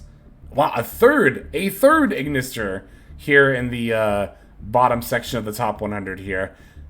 Again, I think this deck is really, really close to being tiered if it isn't already. It's just, again, that not enough people, myself included, really know the ins and outs of it. Pearly and Rescue Ace. I don't see anything too out of the ordinary here. Fire King Snake Eye. No Ulcanix. Double Ponix. And Double Princess. It had to show up at some point. Although, to be fair, I think that this is the least amount of stun we've seen in one of these top 100s, which I think shows that the hits over time are mattering when it comes to the stun hits, right? On triple Thunder King, triple Fossilina, the Necro Valleys.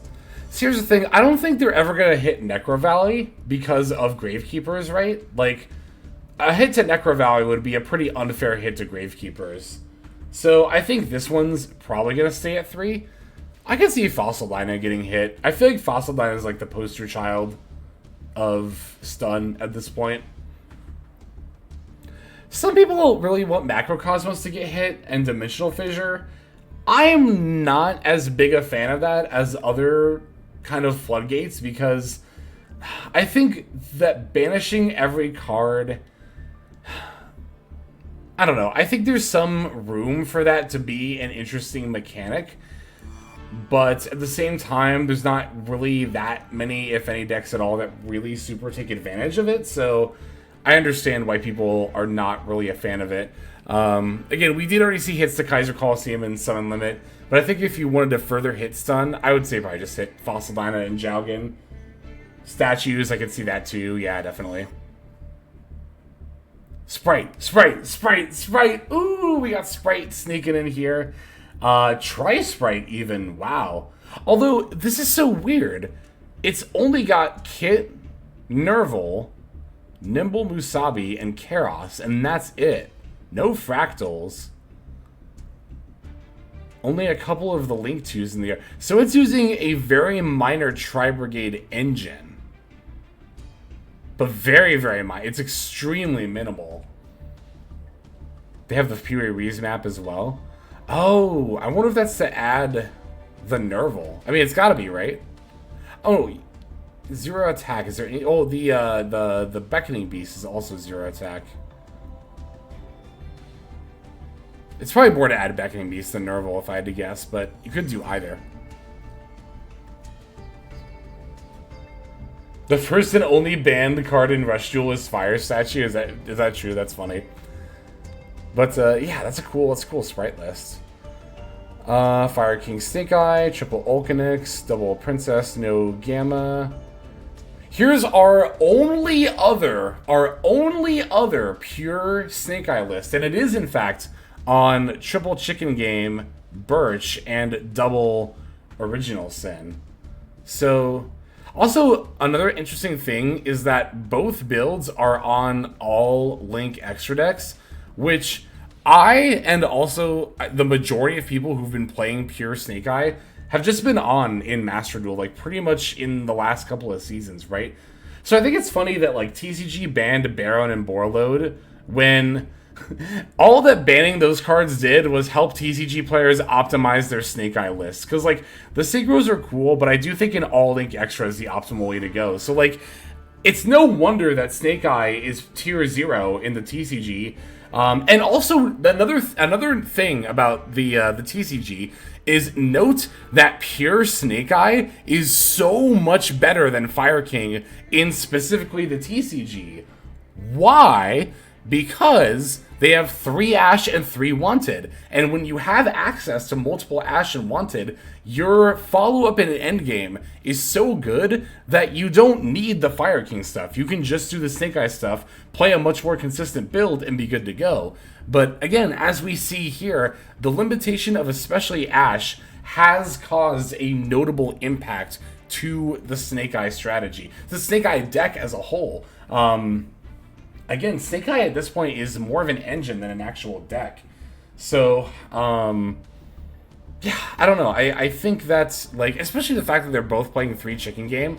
Like, I kind of had this issue when I was building Snake Eye for, like, a deck profile for Season 31. I was like, what am I putting in this deck? Like, what am I putting in this deck that's good? I kind of don't think the Kashtira's are it either. Like, I was kind of thinking about Horus cards maybe. I don't know. But in any case, I think that the, yeah, I don't know. I think that Snake Eye is, I think that Ash and Wanted to 1 have definitely proven to be very effective hits. Even if Fire King Snake Eye, you know, is still as good as it is. Again, I think we're at the point where it's Promethean Princess. That's the biggest issue here.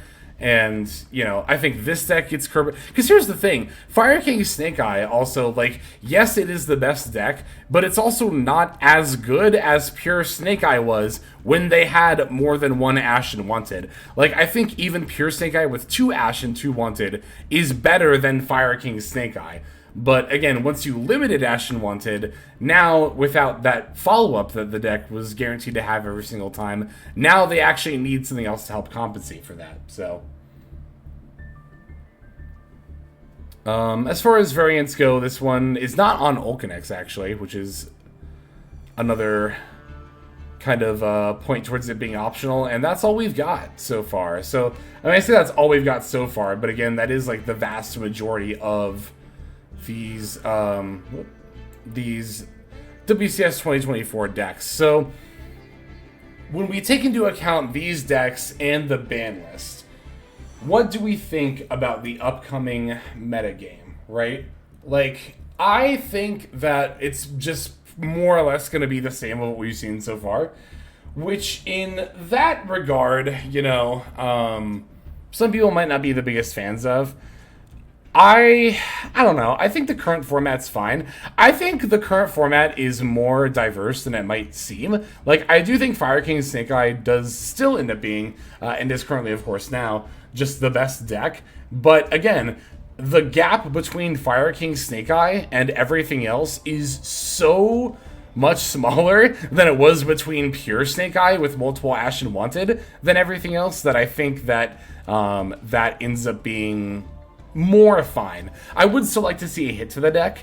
I still think banning Princess is the way to go. I've seen some people say ban Original Sin. I can understand that. I don't even super disagree with it. But I think that Princess is the way to go. Because here's the other thing too, right? Like, we've already seen what Princess does for good fire archetypes. Like, do we really want to make fire... Like, Princess came out to make fire decks stronger, but ironically, if you keep Princess around, now you have to tone down fire decks. Otherwise, if any, like, good, not just decent, but good fire deck comes out again, you're just gonna have, like, more of a repeat of Princess making that deck even more broken than it already is. So, I think for the current form... And I'm not always even into the idea of future-proofing with banning, right? I don't think that alone is a good reason to hit a card, but I think the fact that Princess is currently a problem and also hinders future support is a reason, another reason to ban it. So I think that's pretty much all I kind of have as far as thoughts about that. Otherwise, again, like, yeah, Fire King Snake Eye is still going to be tier 1. Rescue Ace is still going to be tier 1. Pearly and Tier are still going to be probably 2 of the best top tier 2 decks. Pure Snake Eye, I think, is probably a tier 2 deck, but we'll get into that whenever we do the tier list video, probably on YouTube in the next couple of days. Like with Sprite to an extent, level 2 decks always have to consider how they may interact with Sprite. That's true, yeah, definitely. It's the same argument people made with Block Dragon. But Block Dragon is also, I think, fine to just be at 1. Black Dragon is appropriate power level for the current format. Black Dragon is at 1 in the OCG right now and does literally nothing. Just sees 0 play. Probably didn't need the hit. I agree. Banning OSS has the benefit of giving Rescue Ace and Fire King their identity back. I mean, yeah, it does. I'm not disagreeing with that, but I don't think that's a good reason to hit a card. I think I think Princess is the way to go. Personally. I'm trying to think if there's anything else I really think about this top 100. I do think it is also cool how much cooking we saw between, like, this. Between this and... where's the other one? The, like, Snake Eye, Tear Lament. This one. Thunder Dragon. Triple Snow, Necroface. All these grass decks. Grass is such a cool card. This card should be at 2. Like, I'll say it. I love grass. I think it should be at 2. I think it's fine to be at 2. OSS is just 1/1 that's limited? No, what are you talking about? 1/1 is for any attribute. OSS is for fire. They're very different. Very different.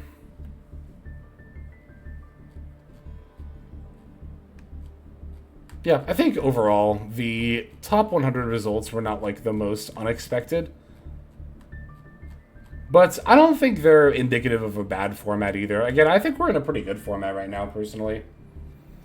As far as, like, power level goes. Like, because again, you know, if you play these tier 2 decks like Pearly or Tear Lament, the Fire King Snake Eye matchup just doesn't feel, like, you know, abysmal.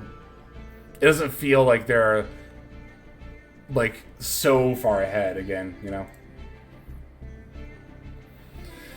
Again, looking at the ban list here. It's funny because Catapult Turtle, I think, is actually a future-proof band, isn't it? Isn't this banned because of the Tachyon FTK that's really consistent? We didn't even see that much summon limit on those lists, did we? I mean, I don't really, you know, I'm still fine with this card being limited, but that's kind of interesting. We didn't see... We saw a fair amount of Kaiser Coliseums, though. Saw a lot of fear about 2 Zeus. Don't understand Zoo format. Actually, as we found out earlier today, I did it for the first time. Zeus wasn't even around for original Zoo format, but I agree. Second Zeus doesn't do anything for a deck that probably doesn't do anything for a deck that isn't Zodiac or another very heavy Xyz focused deck. And like Zodiac got back Barrage and Ratpierre, and multiple Tridents, and it's still fine. Like Zoo's a fine deck.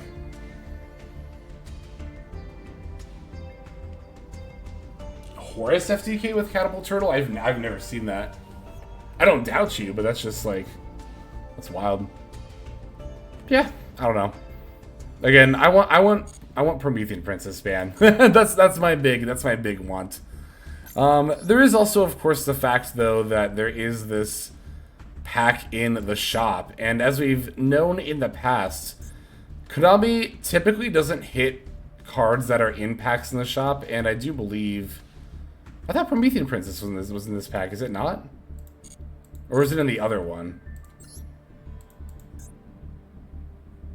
No. Which pack was she in recently? I was about to be like, yep, she's here, so that's why she's not going to get hit, but...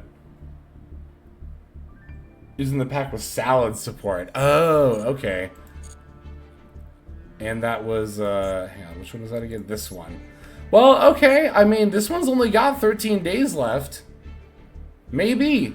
Maybe on the next list. Maybe that's when we'll see this card go to 0. Because that's the other thing I was pointing out earlier, too, is that this card came out so long ago. Like, they really pushed this card into Master Duel early.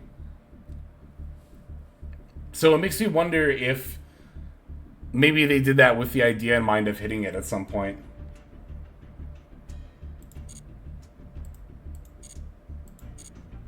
Again, like, you compare Princess to Chaos Ruler, and it's like, oh yeah, Princess is so obviously stronger. 2 more weeks for Yubel. I'm actually pretty stoked for that. Alright, I think we're finally going to start playing some games, but before that, I want to go refill my water. I guess this is about intermission time too, so if anyone's got any replays they want to submit, go ahead and get them in now while I get more water, and then, yeah, we'll be back.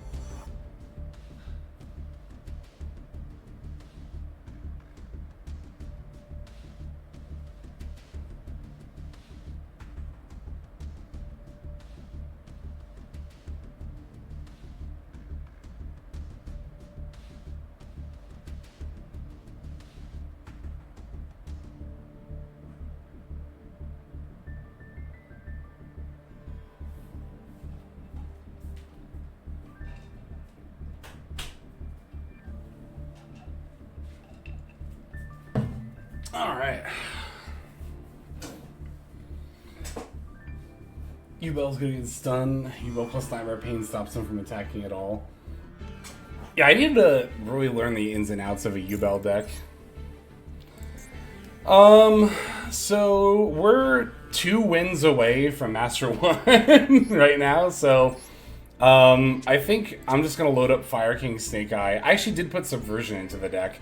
Like I meant to during the last stream. Oh wait, not this build. I want this build. Here we go.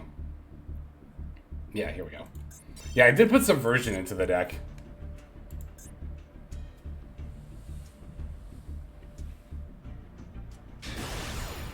And, yeah, I've had a couple of games where it's been pretty good. Like putting, in the mirror match again, putting the Sacred Fire King Garunix into the opponent's spell and trap zone is so good.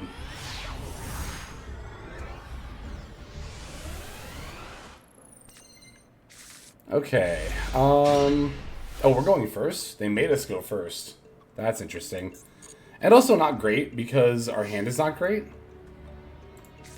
So, yeah, yeah, I think I just have to set 2 and pass here, as much as that kind of sucks. I don't really think I can do much else. Although maybe it's Makonko, and this will actually be a good thing.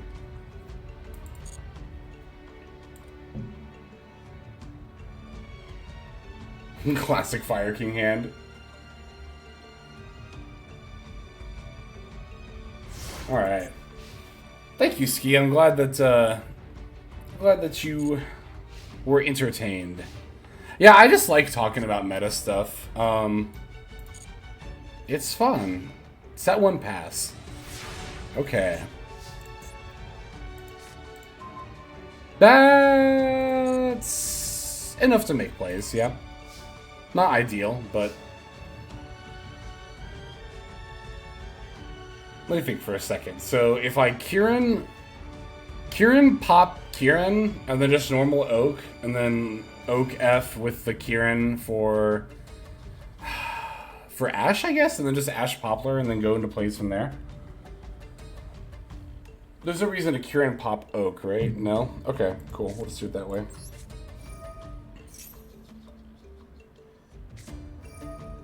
I will cross that out because I have... See, not only do I want to cross out maybe something like Imperm or Nib, but the Call By is also a cross from the set, which kind of makes me think it's Imperm, which also kind of makes me want to use Call By now. What if I Call By and then also activate my Max C? I don't even know if that's good. I'll Call By this. I could see this being wrong, but I'll do it. I mean, I'll do it for the reasons I just mentioned, I guess. Am I gonna chain Max C?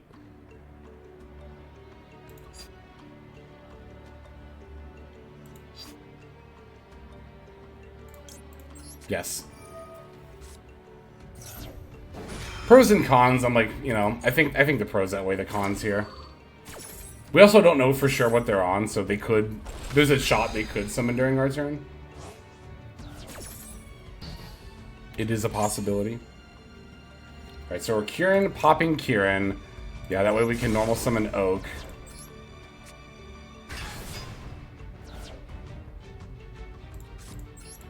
Oops.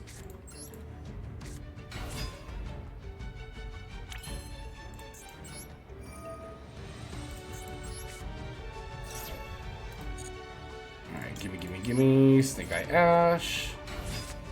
Ash for Poplar. There's Imperm. I'm very glad I didn't use... I knew that was Imperm, too. I knew it. Very glad I did not use Crossout earlier.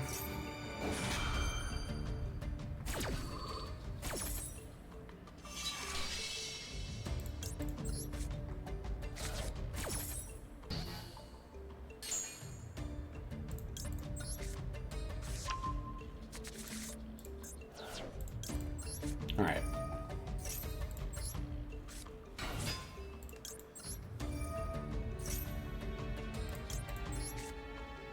Surely one Snake Eye Ash doesn't do too much here.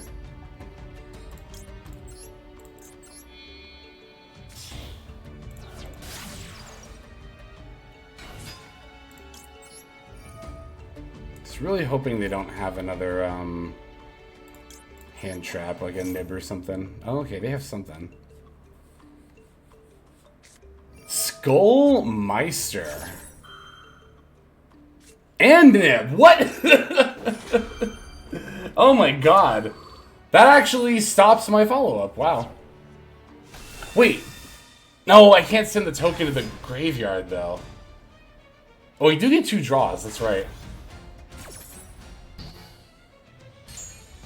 Oh, but we already used our normal summon.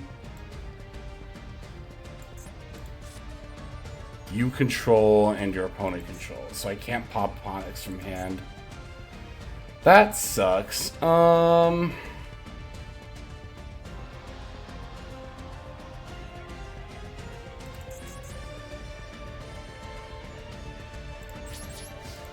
we'll just pass here. We do get to cook if we live, that is true. That might be a big if. Although my opponent didn't do anything on their last turn. Okay. Okay, this is fine.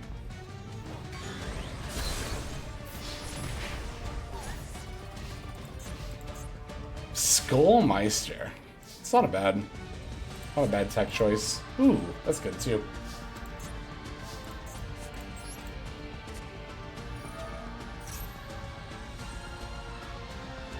Good. Good.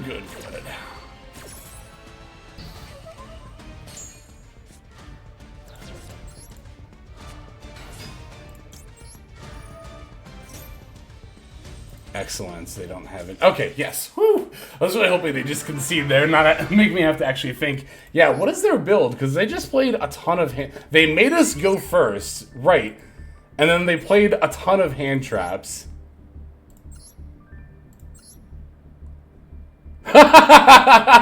It's Numeron. It's Numeron with like literally all hand traps.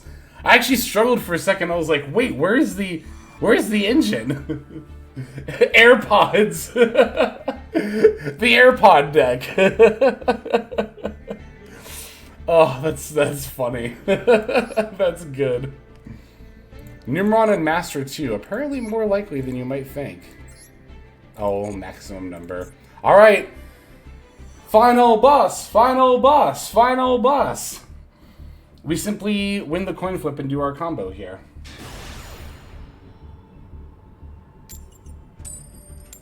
Okay, we lost the coin flip, but we definitely are not out of the game because of that alone. Non-engine the deck? Yeah, really, though. May want to invest in a Planet Pathfinder. Alright. That's a really good going second hand. I'll take that. That's a pretty... Yeah, it's a really good going second hand. It's a good hand in general.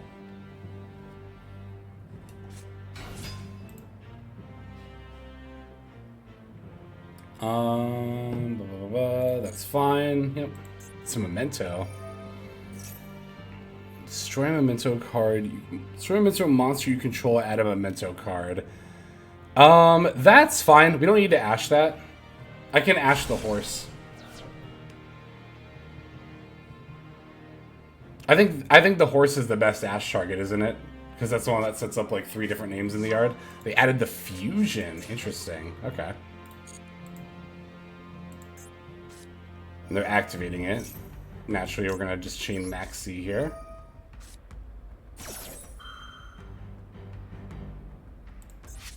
Gamma.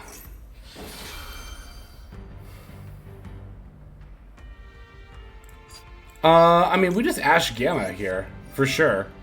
Because we don't have any more hand traps now, and then now the Max C resolves.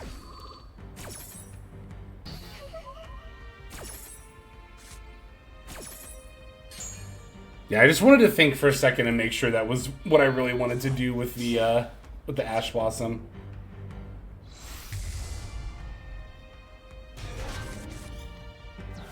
Classic.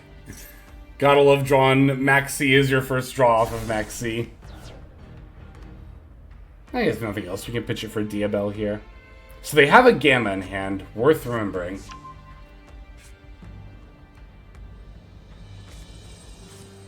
Adding the horse and Darkblade. Are they normaled? They have, okay. Yeah, they...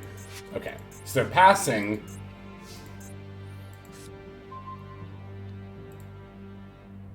Okay. I have an idea, actually.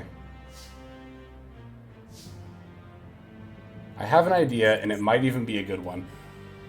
What if I led by activating Max C? That way, if I get Gamma'd, I get a draw for it. And maybe they'll even Gamma the Max C that I activate? I don't think they will, but then I can get a draw if they do. They have Darkblade and Horse. We know they're going off next turn. And if I just pass back, they'll just still have the Gamma. So I'm actually going to lead by activating this.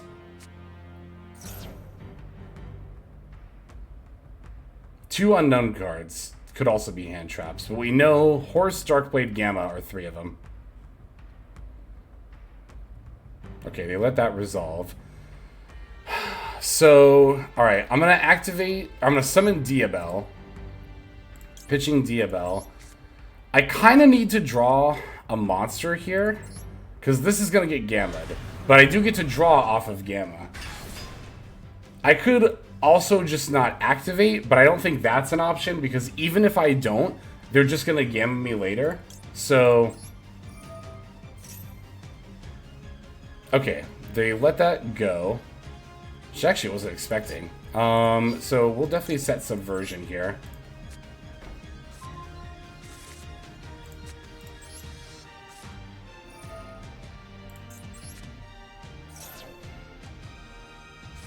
Oh, they had Ash Blossom too. That's brutal.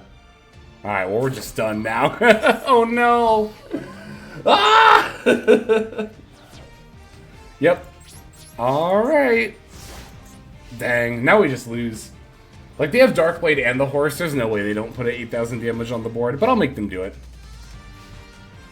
I've been mementoed.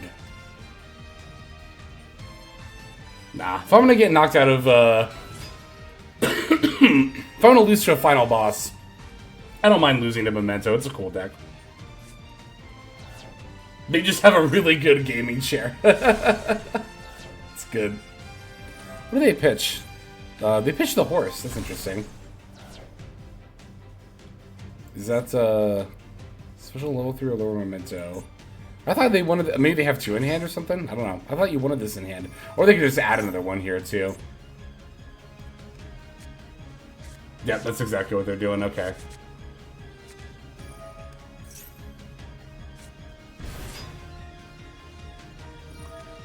Alright, so Horse F...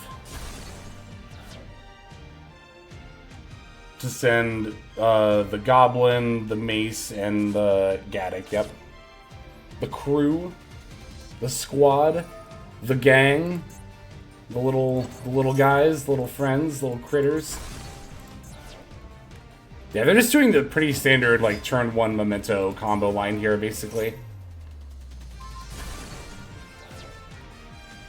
Mace for the fusion, probably. Yep. But does this combo line put out 8k damage? I'm trying to remember.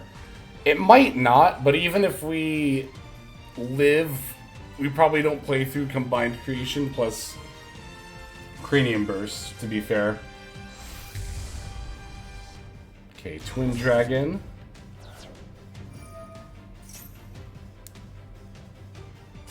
Popping itself for... I'm trying to remember what you get here. The Horn Dragon, okay. And then you can add that one too. Yeah, it's been a while since I've played this deck. Oh, I never did a deck profile for Memento this season. I mean, it's not that big of a deal, but I did want to come back to it.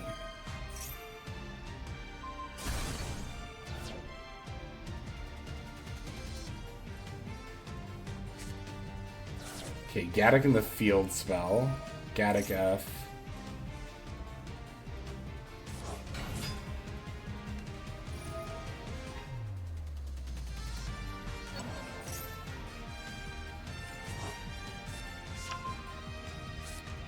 Oh yeah, they didn't summon it when they sent it, that's right. But yeah, they just summoned it later.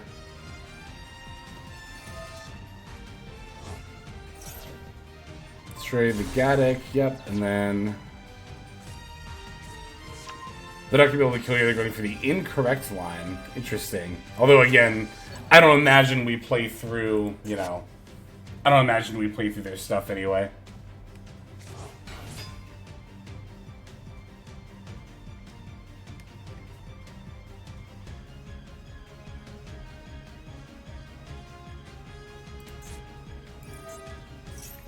Activating Bone Party, okay. On the Combined Creation. That makes sense, because you can just summon that from the graveyard. Special's in defense mode. That's good to know. Okay. A little bit less damage, unless they're just going for a Link. I mean, you could just make SP. Oh, have I not played this deck since SP came out? I don't think I have. Actually, I know that. Whoa! Royal SP. Hello. Wait, this is lethal, isn't it? If they can summon the creation here. 1, 2, 3. Yep. I was trying to remember if this deck came out with SP. Did it? I don't remember. How long has SP been out? Has it been 1 month or 2? I don't even remember. It's been 2, actually, hasn't it? I don't remember.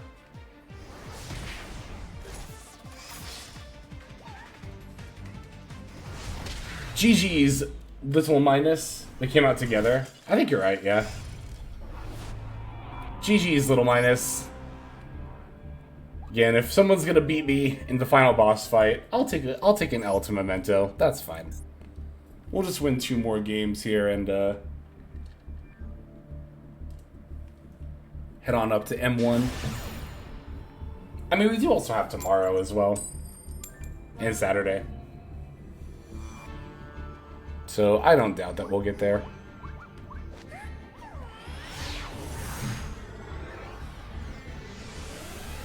Alright, let's see what we have.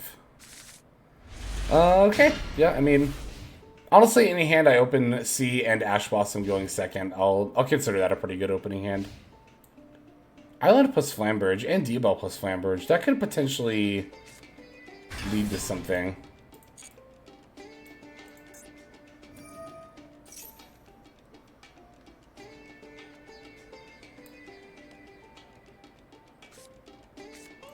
For birth, okay.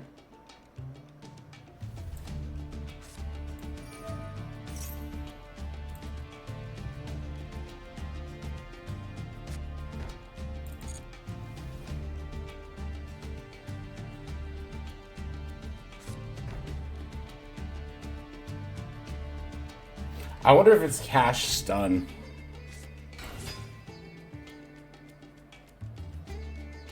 Oh, hopefully I didn't leave that toggled off for too long. I think I did. No, I wanted to maxi in response to that. Oh well, it's fine.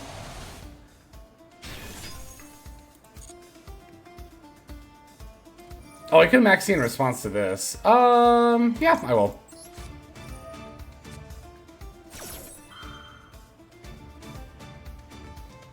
Do it. Do it. Okay.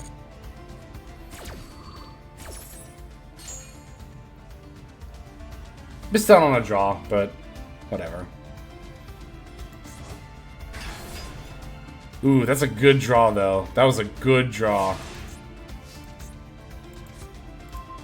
That's... whatever.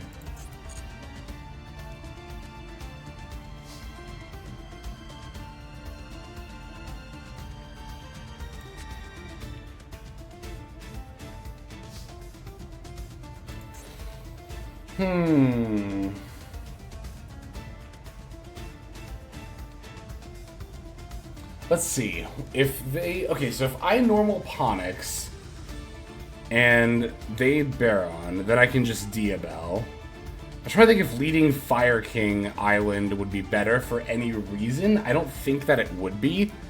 And I don't have an alternative normal summon that I would prefer over Ponix, right? No, I don't have any at all. So we can lead by normal summoning Ponix here.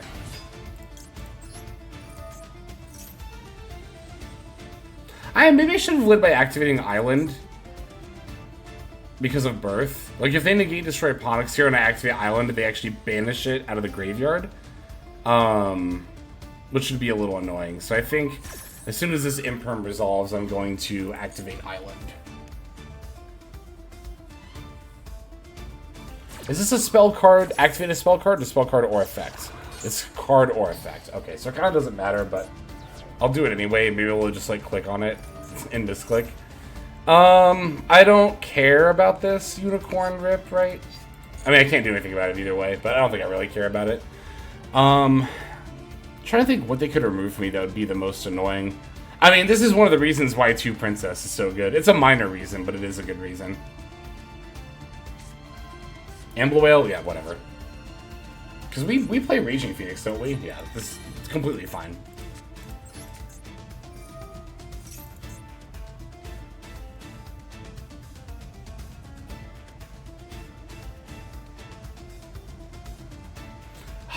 It's too bad we can't get another level 1 fire in the yard. Like, I could link off Ponix for Linkuriboh, but...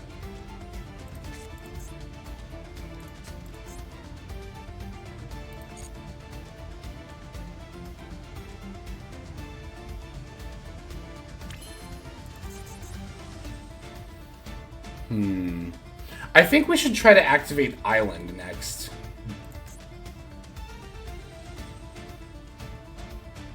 If it resolves, we pop Flamberge and add Garunix, new Garunix. And then if it doesn't resolve, all we lose is Ponix. Although, No, we can still go into Diabell. Yeah. We'll do this now.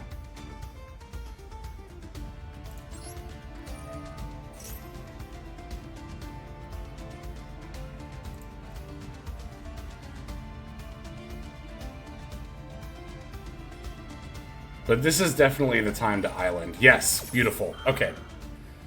Okay. Yeah, alright.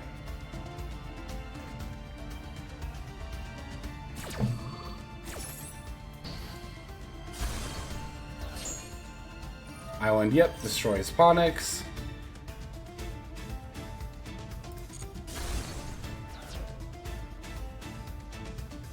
Okay, so when I activate Original Sin, they're gonna get to banish... Okay, they're just gonna do it now. That's fine. Yeah, so I lose Ponix, but whatever. Alright, so now it's just the face down card and the card in hand. We have a call by for the card in hand if that ends up being a hand trap. So let's special Diabell. I'm gonna pitch Flamberge.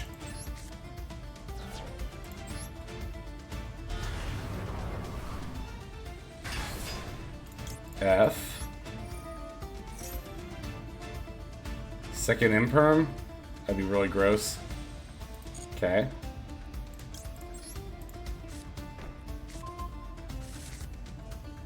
OSS for Ash for Poplar? Yeah.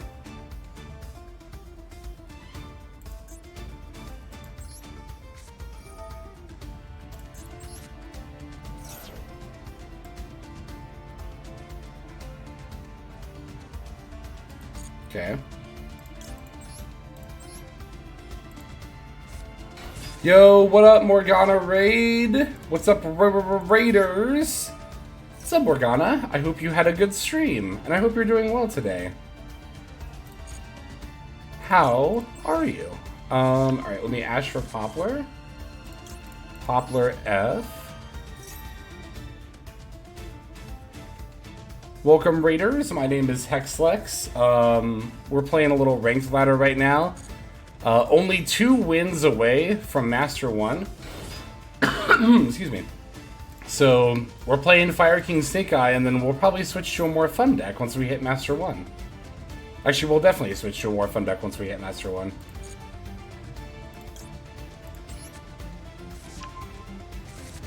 I think I would very much like to subversion their Unicorn. I wonder if I do it right this second.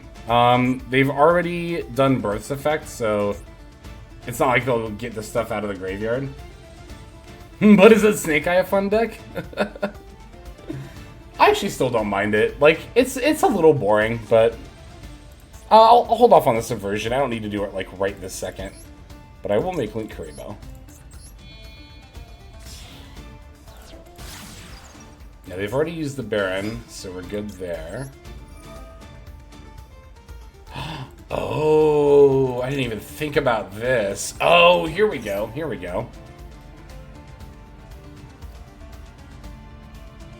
Oh, no! No, you! Ah! It's fine. Okay. They have an Ash. Yeah, I was gonna say, they have an Ash in the yard. What's up, Oni? I hope you are doing well. Okay, so no placement for us. What do we have left in deck still? Going into Oak doesn't really do much. It just brings back Poplar.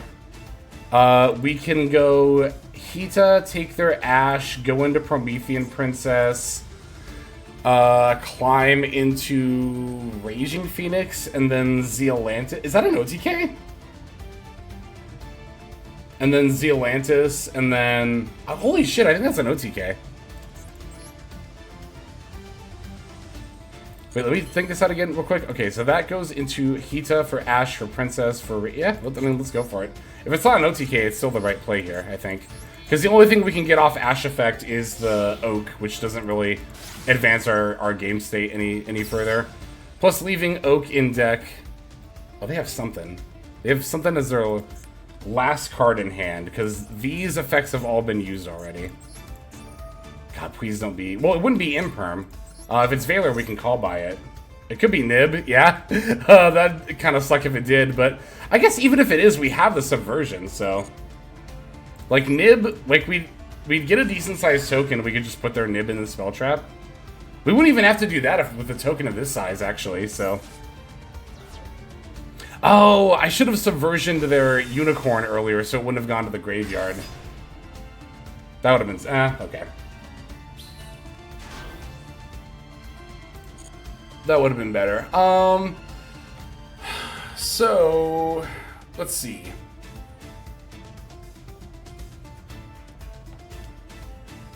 I mean, call buying it doesn't stop it from getting summoned, because this summons from graveyard or banish, and it doesn't target, so... I think we just... I don't think we subversion the Nib, though. Maybe just to keep them from linking.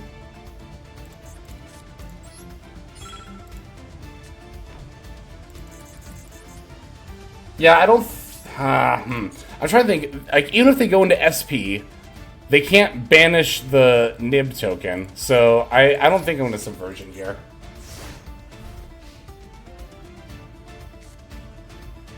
Yeah, we do have an Ash to stop them from falling up into anything, like, super scary. Hopefully. Hopefully. Yeah, we actually still don't know what deck this is. This could still be, like, Snake Eye. Yeah, I'm gonna let this go. Because if this is Snake Eye, then I definitely would very much like to call by, potentially.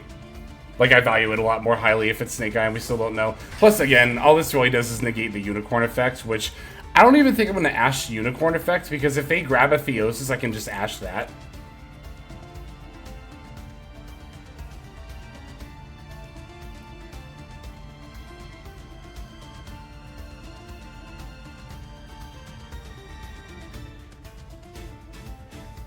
Plus, I don't want to lose any more of my extra deck unnecessarily, if I can help it.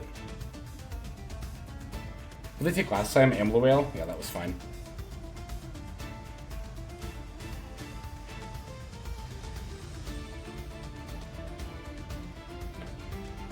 Yes, can they out the token is going to be the big question here. If I don't top deck, just like plays on my turn, I think I'm probably just going to Subversion the Unicorn back into the Spell Trap.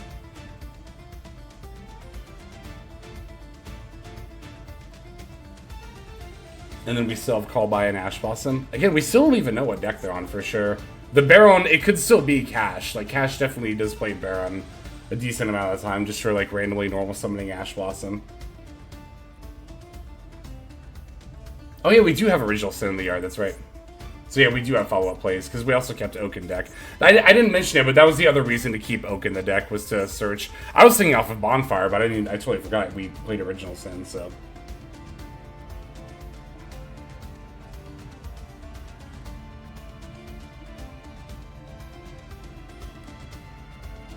What are you doing, Fate? You cannot avoid your fate.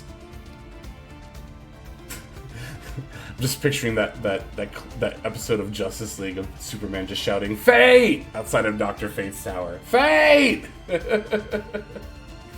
Is their deck 60? 1, 2, 3, 4, 5, 6, 7. Looks like it's 42, I think. Or 43. Math.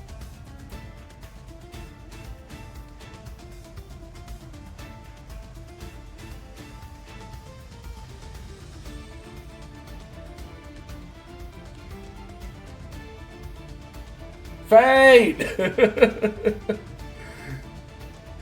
What are you doing?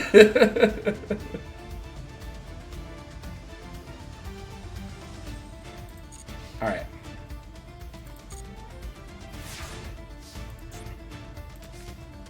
That's a really good... That's an insane top deck. Holy shit. Wow, that might have been like the best possible top deck. Alright, let's put this Unicorn in the Spell Trap and not have to worry about it anymore.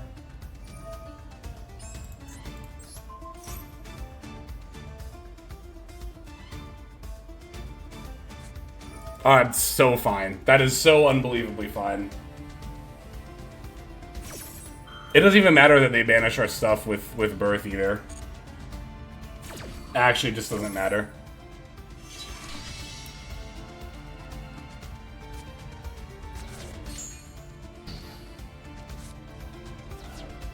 I should have activated Original Sin first, though. There was no reason not to do that. Although, to be fair, I can't normal summon Ulcanix and Oak, and I think Ulcanix is probably the better normal summon. But it was still correct to Original Sin first. I did forget about Birth. I got a little excited, but... yeah, this is fine.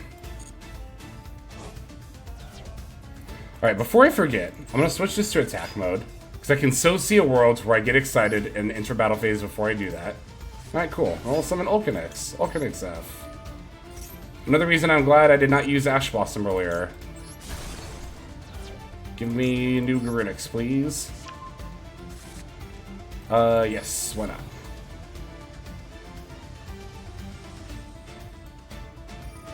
Yep, that's fine.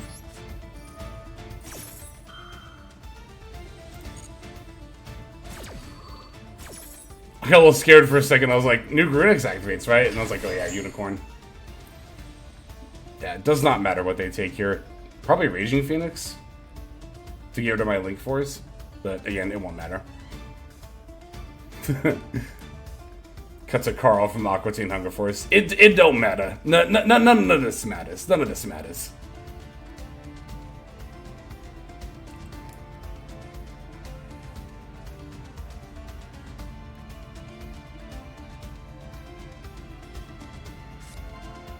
Oh, yeah, sure. Why not?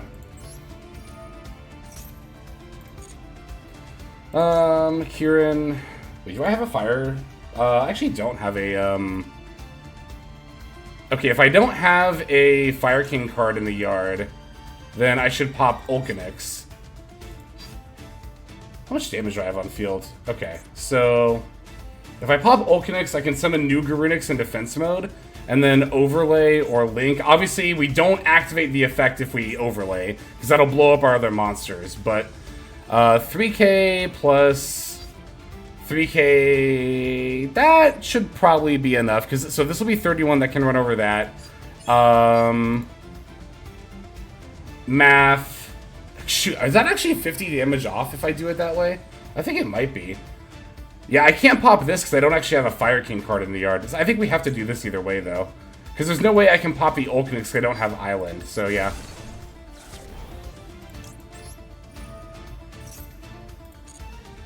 Yeah, this summons in defense mode, which is slightly awkward.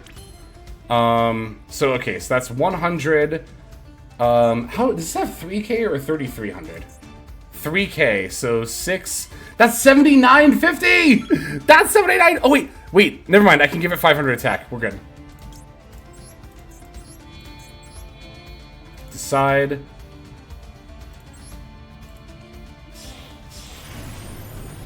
Okay, we're not going to activate this effect. No.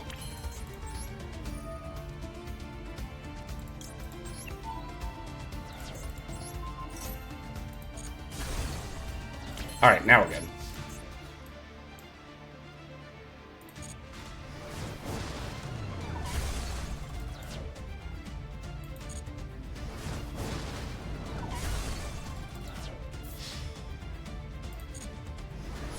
Whew, alright. We did it. With time to spare, through making stupid references the entire duel, we did in fact win. I want to save that game. I think I have to delete a replay, but I want to do that. Because that was a good game. I don't want this one.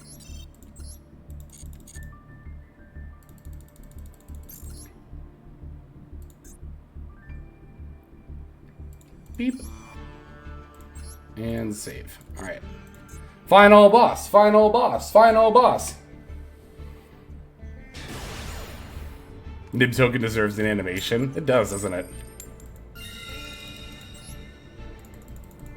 Alright, going first. We like winning our coin flip.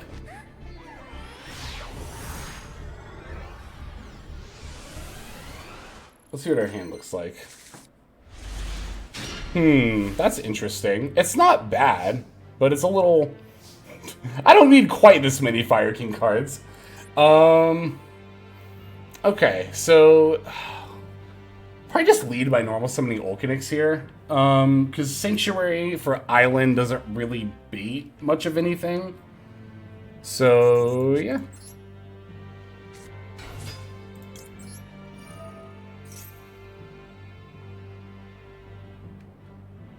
$40 cards.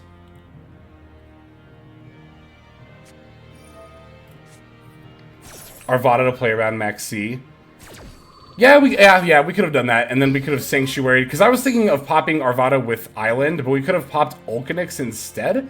I was mainly thinking of Ulcanix to draw out something like Ash Veiler or Imperm, but Arvada would have had that negate too. That's very true. Place card face up, yes. For the Island. Actually, do we even want to pop Arvada with the Island? Or do we want to pop the Ulcanix in hand? I think we want to pop the Ulcanix in hand, right?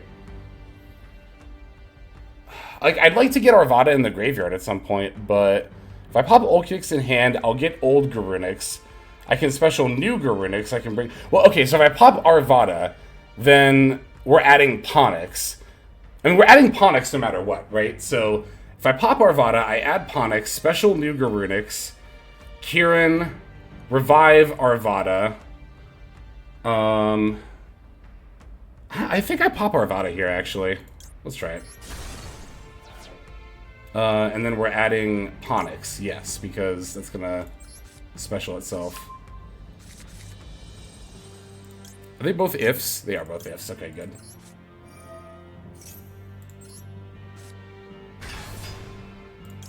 Oh, wait. Interesting. Okay, well, this will still summon itself when I pop with this. I thought because they were both ifs, they would both, oh, it's a ruling thing? Oh, okay. A little weird, but...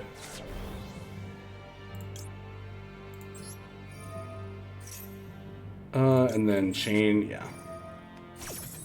Only one from hand per chain. Interesting. Okay, that's what it... I would never have guessed that that's what it was. And then, yeah, we can bring back you. I could destroy my own Ulcanix to summon new Garunix from deck, but I don't think we really have to do that. So, I won't. Plus, I still have the Garunix in hand as well. I mean, the Ulcanix in hand, rather. I mean, I guess it does thin out the deck a little bit, but... maybe I should have. I don't know. Okay, so they did use an Ash Blossom. That's actually pretty good for me. So we could make Hita. I'm trying to think. What if I went Sunlight Wolf, Link Karibo, add back Kieran, and then we could Prom Princess, summon back.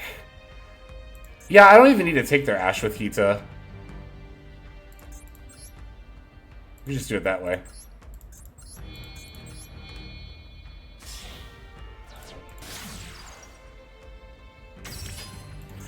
This doesn't get IP into the graveyard, though. Which I kind of don't like. But it's not that big of a deal. Because we could potentially summon IP off of Ambler. But I also like adding Kieran back here. Because we can potentially pop the Ulcanix in hand to summon old Garunix during our opponent's turn. There's no way I can weave in IP. No, there's not. Okay, that's fine. That's not that big of a deal.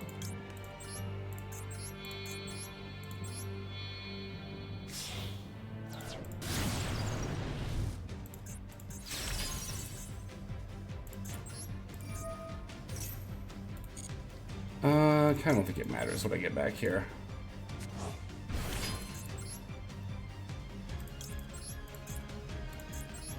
Yes.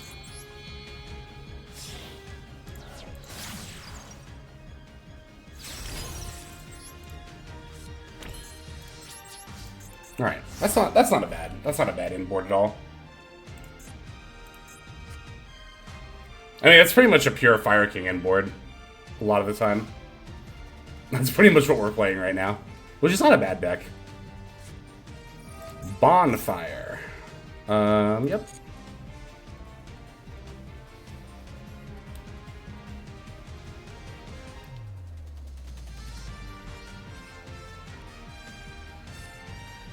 For Ash, okay.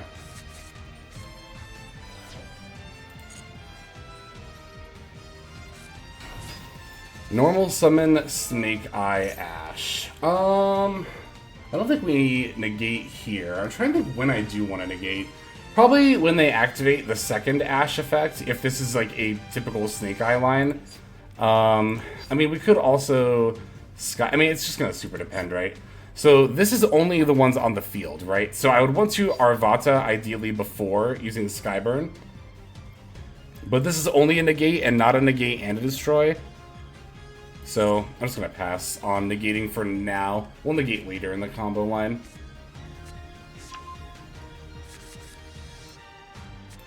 Poplar F is fine. Yep, that's fine.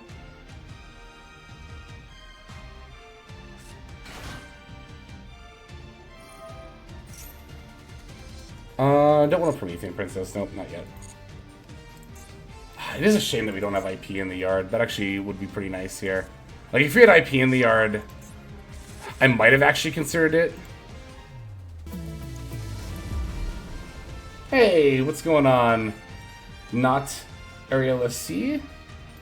I'm sure I butchered that. I know I did. I'm sorry. But hi and welcome, and I hope you are doing well. Yeah, I figured. What's up, Ivy?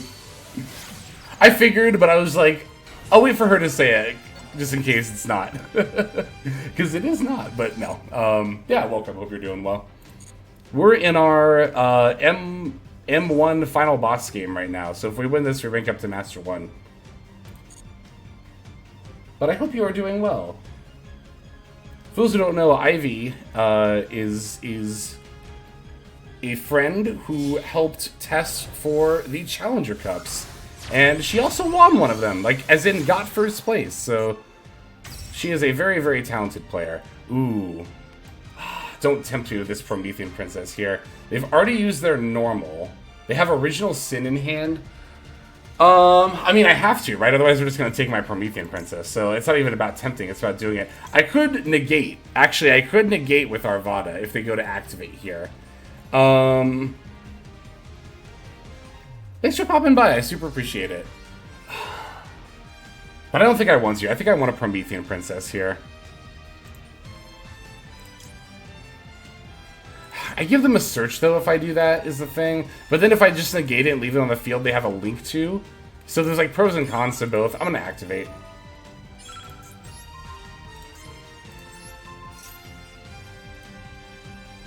Cut to call by.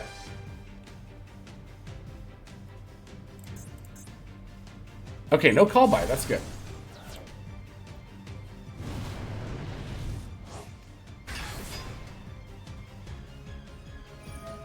Yep, they get to add. I get to activate both of these. Let's do Chain Link 1 and Chain Link 2. I can also pop the Poplar on the field, which will make it that much more difficult for them to use OSS. I'm just going to get my Sunlight Wolf here. Getting their Hita doesn't really do anything for me, necessarily, so...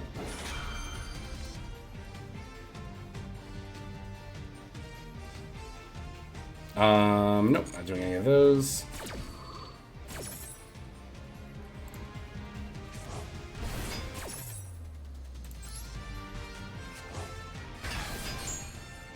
Let's see if they add. I'm kind of curious.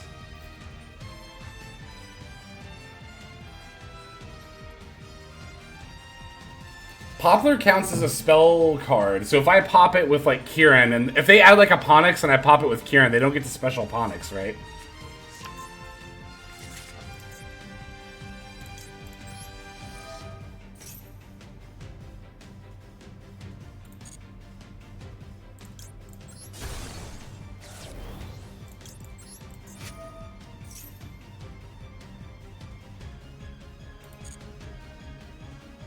I don't have anything left to add. I'm just going to summon Ulcanex.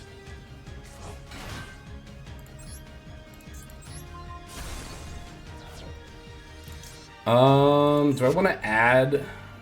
I actually don't want to add here. I'm not going to activate this.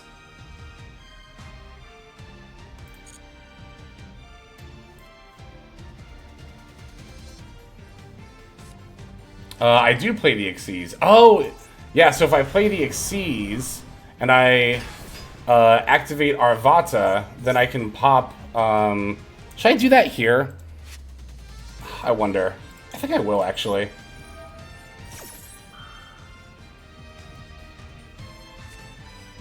Oh, that's brutal. Cross out? Ugh. But actually, I can just Skyburn their Diabell and whatever they set.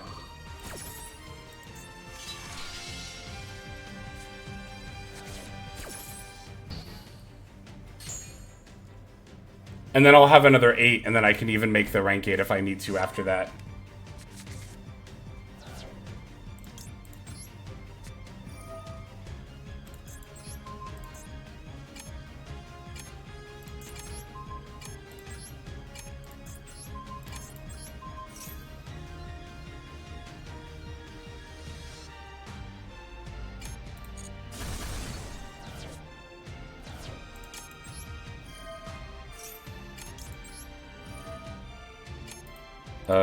Yep.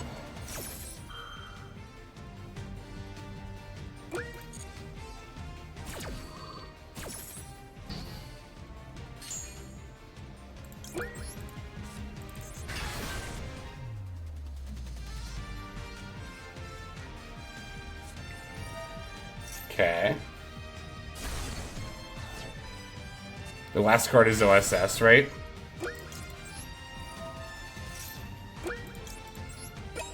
I'm out of time. Damn it, no! I should have tried to go for it. I shouldn't have tried to go for it. Ah! Fuck. It's fine. Damn. Ah, it happens. I think that would have been a win for us, though, because their last card was OSS, and that would have been their last monster, too. Well, no, they would have gotten to summon off of the pop with the Kieran, right? And they also would have gotten to pop one of mine. I definitely should have just not done anything, though, right? Because they already used Ash. They would have gotten back Oak, maybe made Flamberge and passed back. Yeah, I should have just not done anything. I panicked. Ah, well, it happens. We still have plenty of time.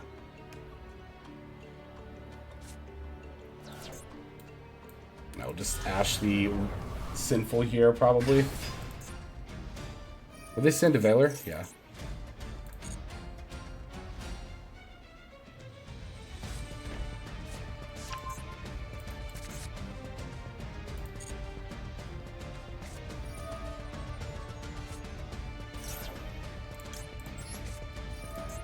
Now, in the past, when Snake Eye Ash was at more than one, I think I would definitely wait for the Snake Eye Ash to use Ash Blossom. But I'm a little more inclined to do it with Ash at one. Or they could just have Bonfire. Sure, why not? Alright, I'll just turn this to off so I don't keep getting asked. Is there any reason I would want to Kieran? Not popping Oak. Okay. Yeah, we can just turn that to off. Dang, yeah, I should have just passed. But I panicked and tried to... As soon as I started making the rank 8, I was like, oh, I don't have time for this. What am I doing? But, oh well.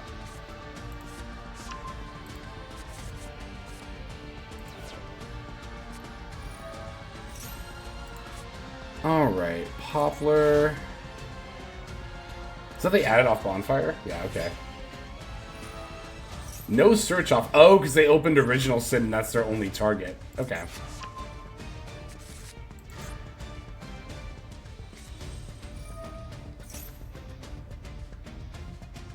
Double clicking. Yeah.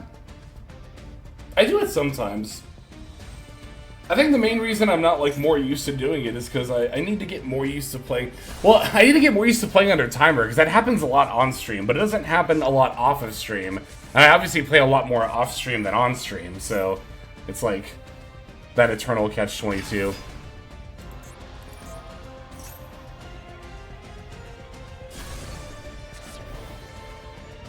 I don't like this mirror. This mirror can get pretty grindy sometimes. I think it's kind of fun. But it can be a little tiring sometimes.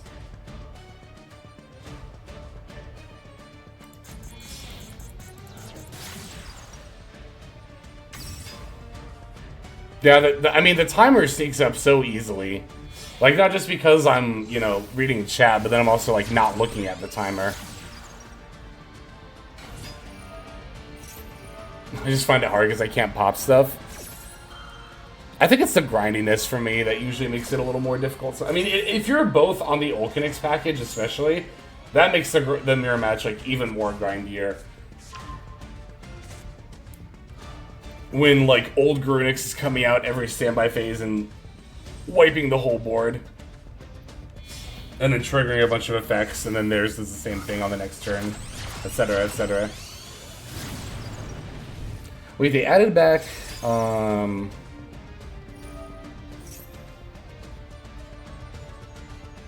Big Summon, Wolf, Activate. Oh, they did, okay, they did add back Kieran. This might be pure, because they didn't do Snake Eye stuff at all.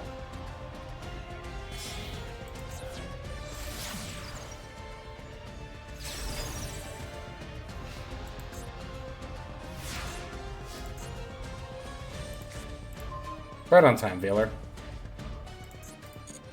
At least we have something we can send for Diabel.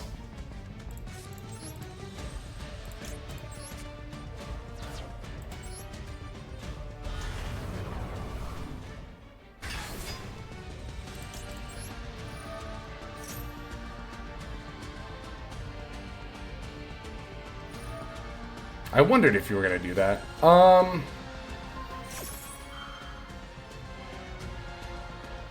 Yeah, we just call by here. I was like, is there any reason I don't want to? And I can't think of one. So if I call by, they don't get their Garunix. Yeah. It means I can't Promethean Princess, but I think we'll be fine.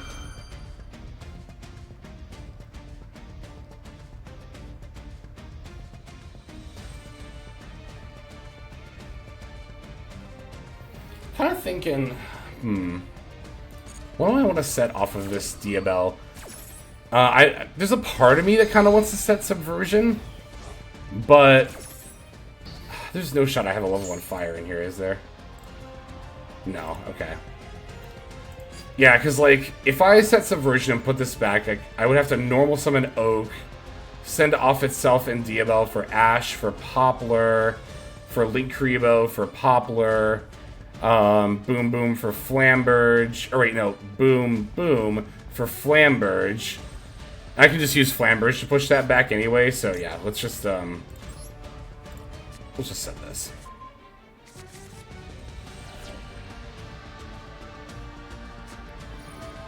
Oh, okay.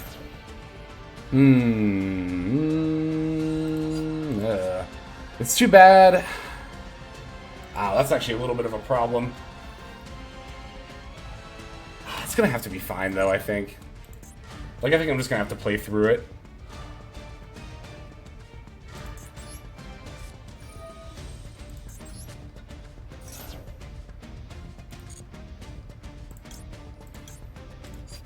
Is there any merit to going into Fire King plays instead?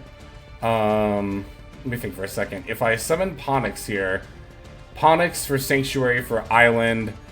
Actually, I could Island pop the Ponix, and then add new Garunix. Then I could. Oh yeah, we definitely get Ponix here because then I can normal summon Oak and bring back Ponix.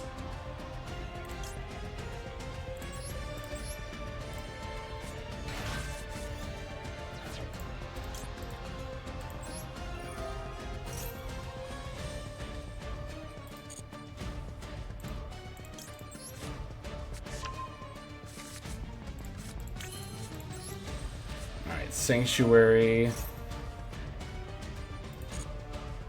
Yes. Alright, so we're going to Island Pop Ponix for new Garunix. Yep.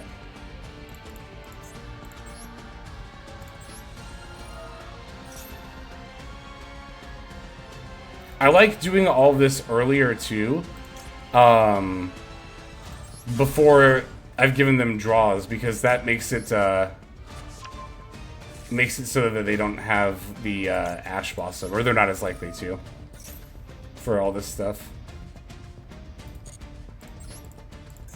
Okay, so if I pop Amblewail, they just get back Sunlight Wolf. Oh, but they'll also get back Garunix, so yeah, we definitely don't want that. Let's see. No, don't chain. Maybe just pop Arvada. I mean, we could have popped Kieran and just not, you know, destroy a card.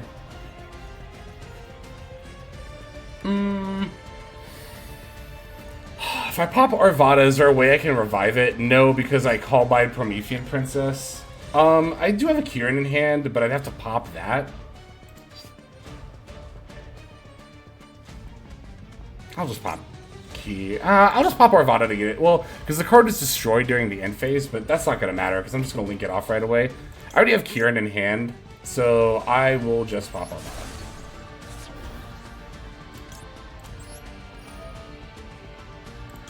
Can't Ash Garunix because it doesn't pop, or doesn't send, it destroys. That's good. That's true. I didn't think about that, but that is very accurate.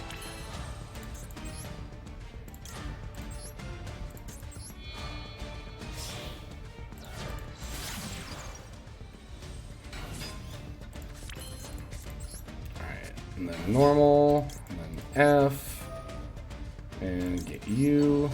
I put this in a bad zone, actually.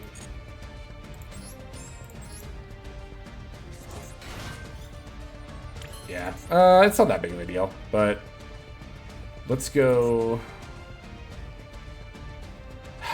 Yeah, I'm gonna have to take a risk at some point. Yep, there it is. Yeah, I kind of figured that would happen. Okay, that's not the end of the world, though. It's just too bad, yeah. Okay, that's fine. So so what do you have? You have Ponix and New Garunix. Okay.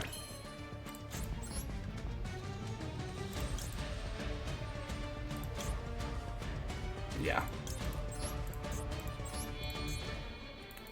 Okay, so if I Hita for their New Garunix, what does that even get me? Does that even get me where I need to be? Not really, as far as like finding lethal.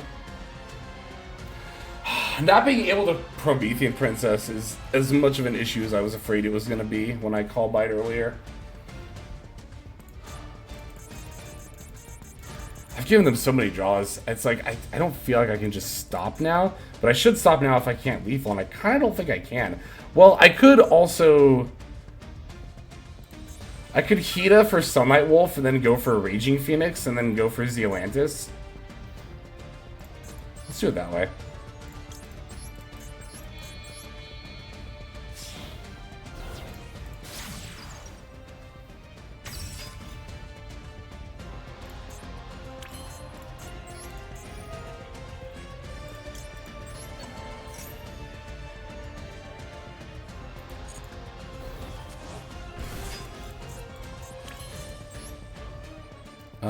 Raging Phoenix.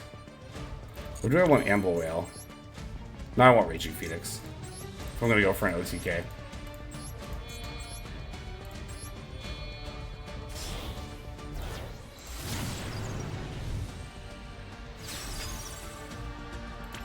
Oh, but I don't have Princess, so Zealantis popping doesn't do that. Fuck. Oh, that was bad on my part. Yeah, alright, fuck. I guess we'll just go to battle phase. Not having Princess really screwed me up even more than I thought it was going to, and I was already afraid that it would by quite a bit. And then they get the effect. That, oh my god, that's procs by battle too? Oh yeah, it's pretty Jover. I might just concede here. That's bad. Fire King cards are so weird. Why do they sometimes proc by battle, but sometimes it has to be a card effect? That, I think, is the thing that annoys me the most about Fire King. That, I think, is the thing that could have, that I think is what annoyed me the most. Could have popped New Garunix with Kieran? How? Like, what do you mean? Like, my Garunix with Kieran? Their Garunix with Kieran? What would that have led to? I don't understand.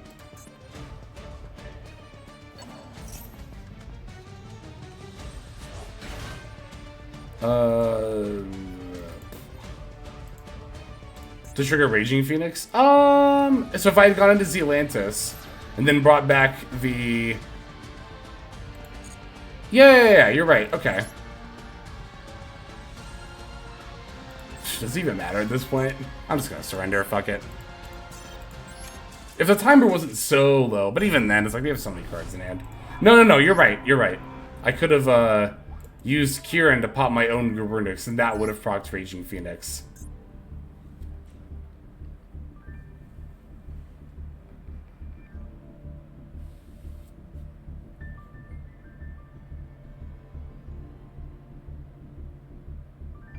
Well, it's not even, like, I remember that they have... It's not that I didn't remember the graveyard effect at all. For me, the distinction is, okay, so... Some of these only activate when destroyed by a card effect, but some of them activate when they're destroyed by battle. And that is what I have a hard time remembering. Like, Ulcanix is if this card is destroyed. Ponix is destroyed by battle or card effect. This card was destroyed instant. Are they all just destroyed? I thought they cared about card effects.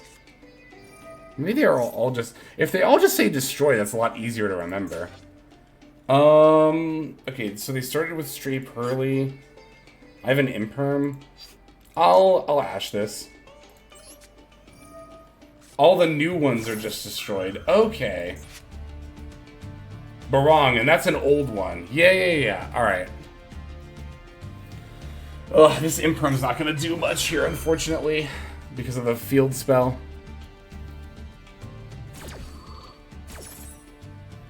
I could imperm to stop them from drawing half their cards during my standby phase. It's probably going to be the best use I'm going to get out of it. Old Gurudix has, I think, a couple of different effects, right? Where...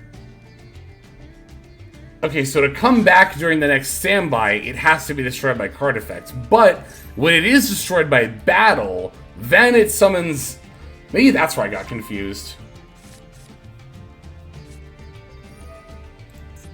Okay, that's also fine. I was gonna say hand drip here is completely fine. Draw 2 is actually better for them because of what's in my hand, but of course they would know that. Okay, they added the My Friend, yep.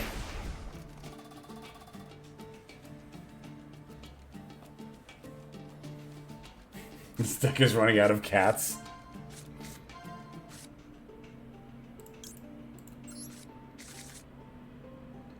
Yeah, the Per Lily to 2. It's a little bit of a weird hit.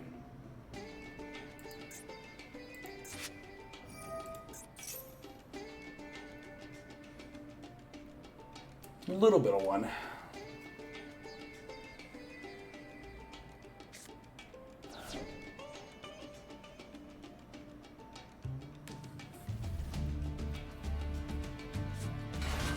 Delicious for Pearly. Okay. Pearly finds the happy memory.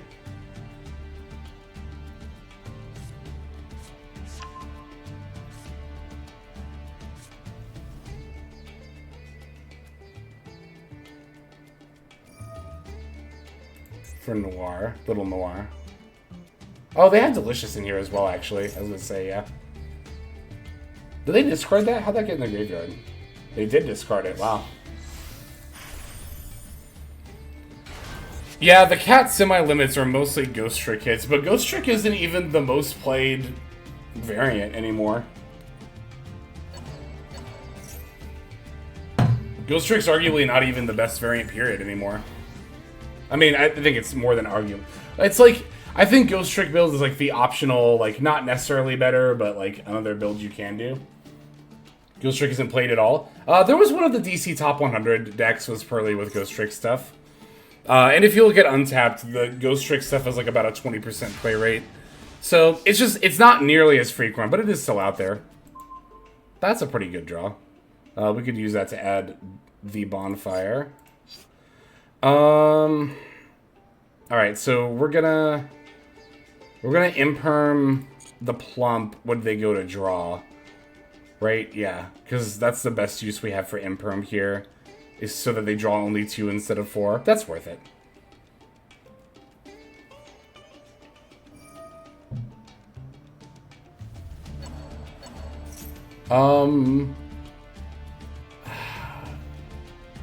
Does this matter?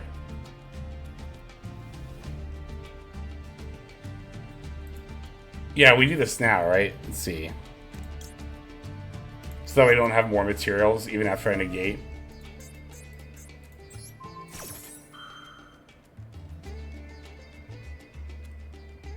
They have the trap card. We know they do. Oh, actually, we don't know that they do. Because they didn't go for a Pearly Noir. But they probably do. Yeah. But no, you're right. Doing it now would be better. Because if I chain it to the draw effect, they could dodge and then still get that one draw. You are correct. Yep, there it is. Okay.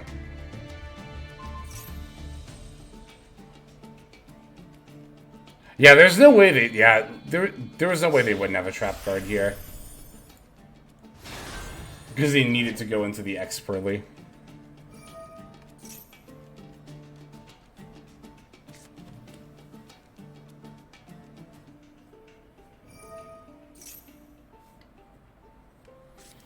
Okay, so we definitely lead Normal Summon Ash, and then if that gets negated, we have the Bonfire and Diabell, so... And Sanctuary. Yeah, adding Kurikari here would be good, but alas. Yep, this is fine. That's also not the right time to use Ash Blossom, even if all I have is Ash.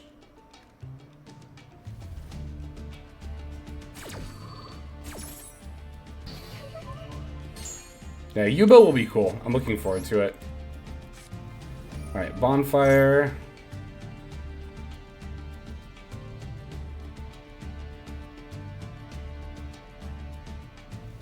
For the Poplar. Poplar F. I guess they were afraid of Kurikara, yeah. It's not as common. Fire King Snake Eye usually doesn't have room for it, and Pure Snake is not really a thing anymore. As much of a thing. Nearly as much of a thing. You barely see Pure Snake Eye anymore.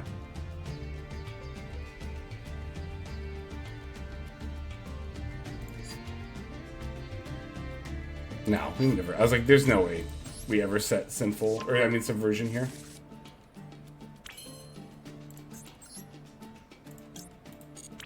Yeah, we'll just keep going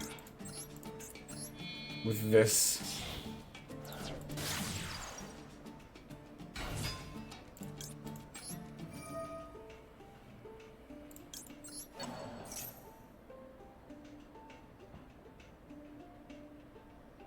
Do you think it could be tier 1? Which one?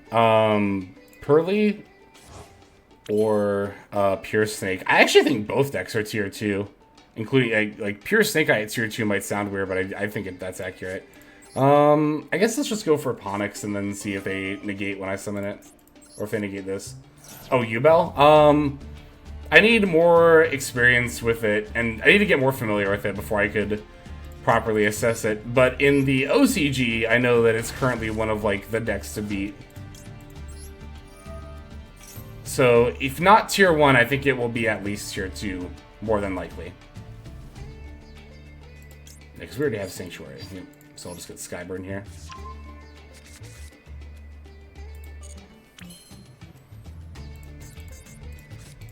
I guess I'll just keep doing my combo line. I'm just waiting for this Noir to activate at some point.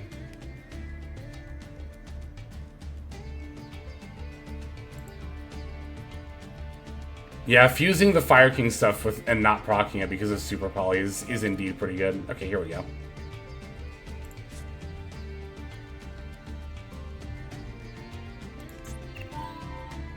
Ah, it's too bad. Yeah, the field spell. I can't target this. That's fine. Wait, they're shuffling back to Sanctuary? Oh, yeah, it won't resolve. Yeah, that's fine. Okay.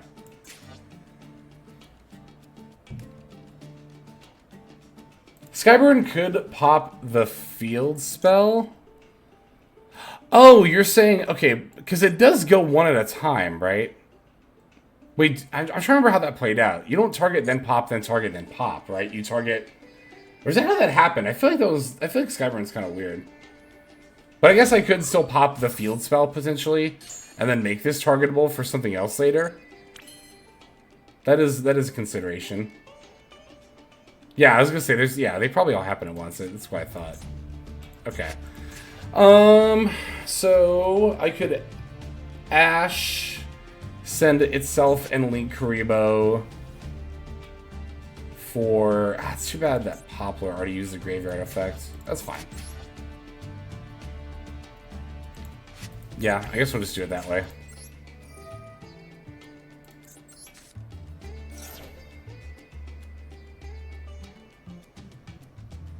It's target the yours then theirs, and target yours and theirs. That's what it was. Yep. Okay. Oak or Flamberge? I guess it kind of doesn't matter. Let's get Flamberge. Because, like, if I summon Oak and just get something back, I'm just going to do the same thing. I guess maybe having Oak in the rotation to potentially get back with Flamberge wouldn't be bad, but maybe. But at the same time, it would have already used the effect. Okay, so yeah, they're just going to spin back the Flamberge here. Which makes sense. It's too bad you control and your opponent controls. Yeah, it's too bad you can't pop your own cards with Skyburn. I mean, that wouldn't really get me advanced on the board state anyway. That's just going to have to be fine, I guess. Yeah, I don't know. I guess we couldn't really play through this Noir. I mean, it's only got 2 more mats, but at the same time, This is why I think playing 3 of the field spell is so good. Like, it's ridiculous, honestly. Oh my god, if Skyrim popped fire monsters you control that, yeah, that would be way too good. That would be absurd. Okay, I could send the enhanced Skyburn here, actually. I guess that's probably the play, right? Because then I'll have multiple monsters try to make plays with, although there's no way they don't just noir here. At some point.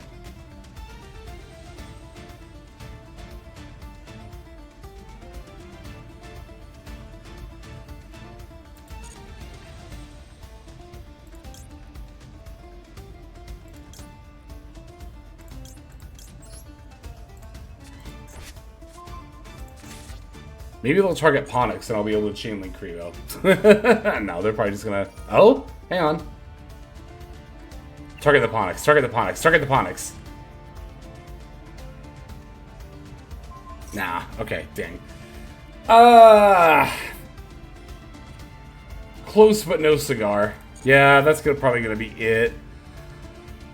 Because I'm in top deck mode. I do have Original Sin in the yard and Oaken deck. I mean, like, I'll live through the opponent's turn.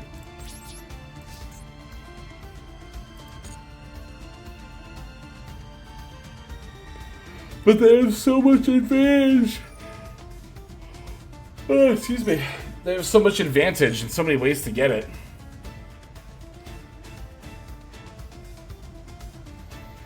Like, I could OSS for Oak, for Ash, for Poplar, yeah.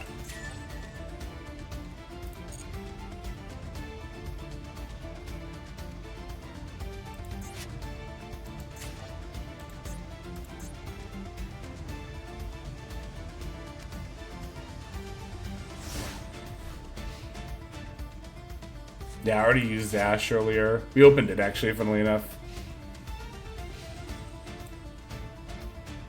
Yeah, I mean, they can do a number of things this turn, but we'll give our opponent a knowledge check to make sure they know how to play their deck.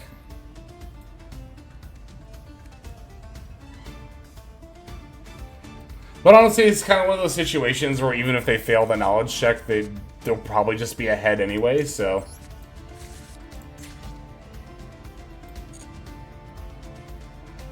I'm kind of waiting for them to, use the pretty memory effect before I activate Wanted here in case they target it. I mean, they know it's Wanted, so they probably won't. And if they target Ponix, I can just link Crevo anyway, so... I was gonna say maybe I chain Wanted so the game stops asking me, but it's gonna ask me about link Crevo anyway, so... Fuck it. We'll just wait, I guess. Okay, yeah, I was waiting for the pretty memory, because it doesn't matter what they target here, I can dodge. Not that that's going to be, like, a huge, you know, buff for me. Buff? I guess that's kind of the right word. Not that that's going to be, like, a huge game changer, but it's something.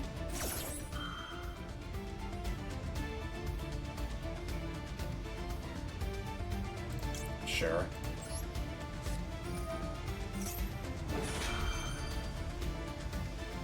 Wonder why they put Zeus to 2. Because the only deck that really benefits from having more than one copy is probably just Zodiac, which is completely fine.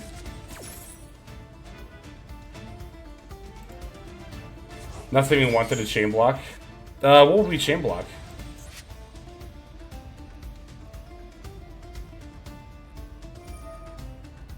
Or do you mean like just waiting until... Oh, any attach effect. Yeah. Because they're all Wens. Yep. Yeah, I probably should have done that, but I was getting kind of annoyed getting asked if I wanted to activate Wanted. I'm trying to think how many... I guess this attach effect will be pretty impactful.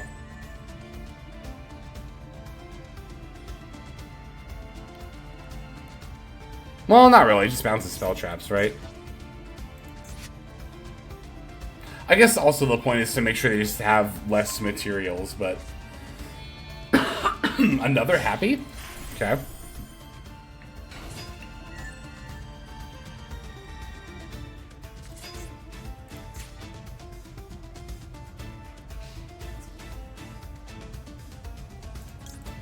So happy.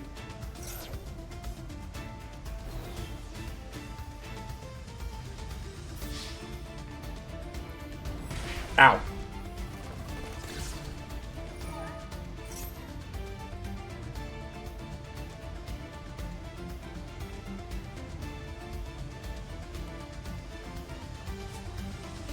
Okay.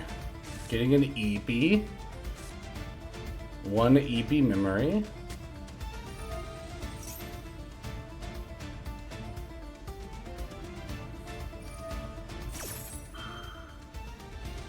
Yeah, so I could have stopped this from attaching. Which would be 1 less material on that, which would be 1 less draw.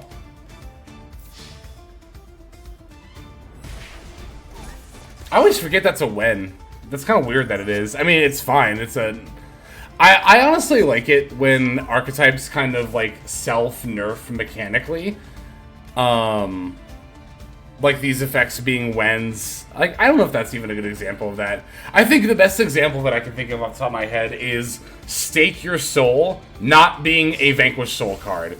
Because if Stake Your Soul was a Vanquished Soul card and was, like, searchable off of Mad Love, that would probably be a little... Like, that might warrant... I don't know, maybe not in this current meta, but perhaps in the past, possibly. That might have warranted the card getting hit. But by making it not a Vanquished Soul card and not searchable, it's less consistent and then less need of a hit. Paleo's being wins, so you can't trigger 3 of the Mufflin Trap card. Yeah, totally. That's another good example. I would definitely prefer that than to, like, you know, a deck be broken and then it's just a problem until they limit or ban stuff.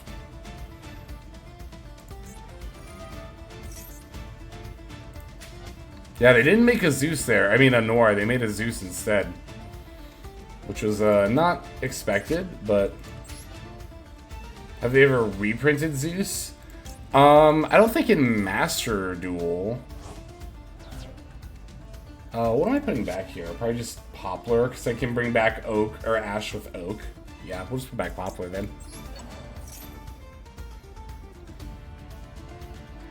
They could have made both. I wouldn't be surprised. I wasn't, like, super paying attention to their turn, but they had enough resources. Droll and Lockbird. Okay.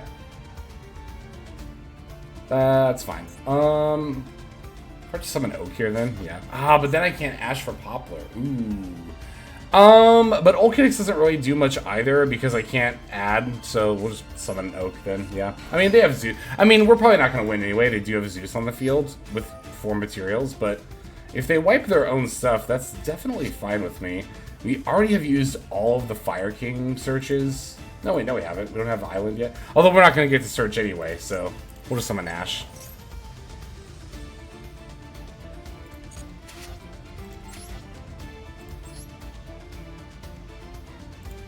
They have second My Friend and Street in hand. Okay, gotcha. Yeah, I just was not... As usual, I was yapping, just not paying attention. So they have it no matter what here, pretty much, right?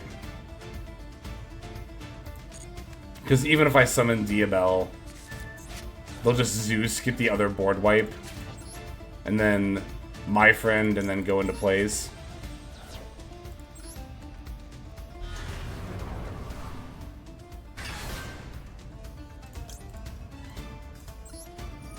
Just need to go Black Cat or something and then attack, yeah. I mean, yeah, they have the, I'm at 5k. Wouldn't it be like Belfast version than normal Oak? Yeah, actually that would have been better. I mean, I don't think it would have mattered. Like, it would just been the same thing, but in the other order. But that would have been better, yeah.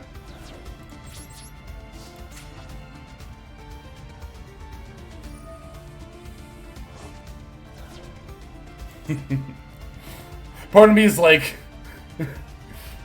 I don't know. If they misplayed last turn the way that they did... I mean, I don't know. Again, you know, I like knowledge checks and all, but I think even this spot is, like, pretty hard to fuck up. So this is where the semi matters. How many have they gone? Well, they just eeped as well, so I'll just surrender here. They can have it. You just need one happy kitty. Unlike ours. It's okay, Pearly. Dang, we are falling a little bit. I might actually stop after this game. It's getting a little stuffy in here, and, I don't know, usually when I hit lose streaks, I usually like to take a break a little bit. But I'll play one more. Alright, we're going first here. Oh, you did redeem. We'll definitely end off with that first. Did you redeem? Lampster. You did! I see it here. I'm sorry. I missed that earlier. We will definitely watch that before we end off, for sure. Okay, so we opened Diabell and Arvada, but if you open Diabell, you still need your normal summon, don't you? Because you special Diabell sets original sin for Ash. Ash had Ponix normal. Yeah, you need a normal summon Ponix. So, but if we did normal summon, what if we normal summoned Arvada and then special Diabell? We had that protection up. We would go into Ash, Poplar, Linkuriboh, Poplar. For Oak, I'm just gonna go for a regular Diabell play here. I'll just take the risk. Because, like, we don't even have, like, a great card to pop with Arvada is the other thing, too. Like, it's just a new Garunix. If it were something, maybe, like Olkinix or something, maybe I would do it. I don't know.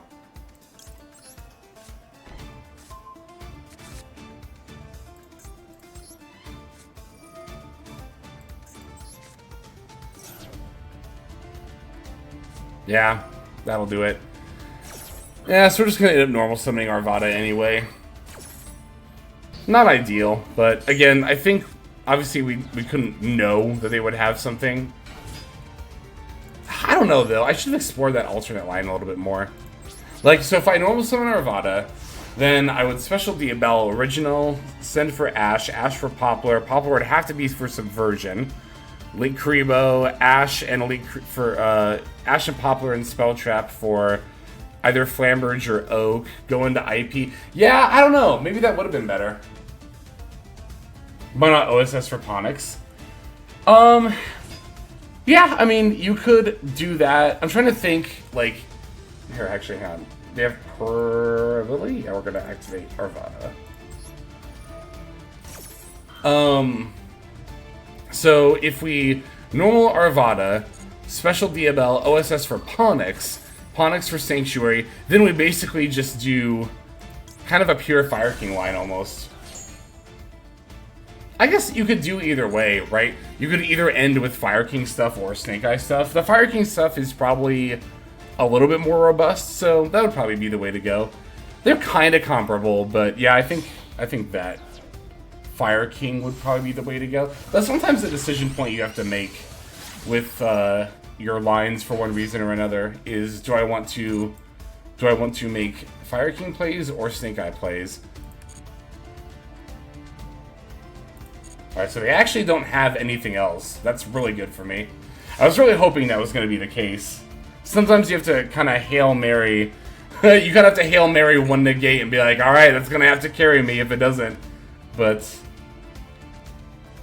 so here, I could Skyburn Arvada, pop the face down, Arvada F, bring back... Oh, I also have OSS in here. But before I even do that, I'm saying I could Skyburn Arvada, pop the face down, bring back new Garunix F, and then if they have disrupts for that, then I just OSS. Let's do that. That sounds pretty good to me.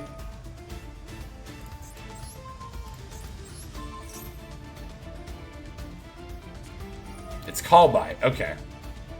They're just gonna do that on Garunix. Yep.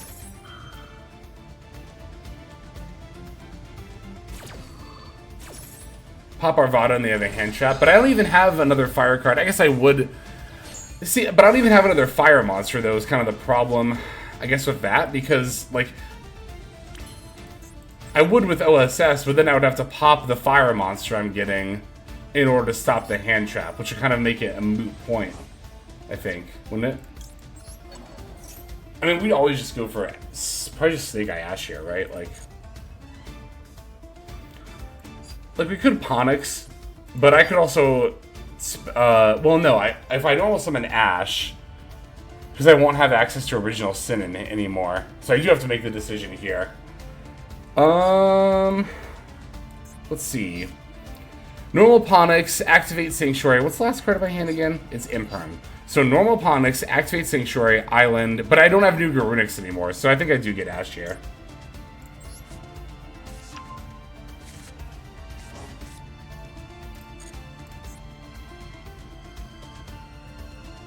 That's gotta be Max C, right? I mean, we're just gonna have to play into it.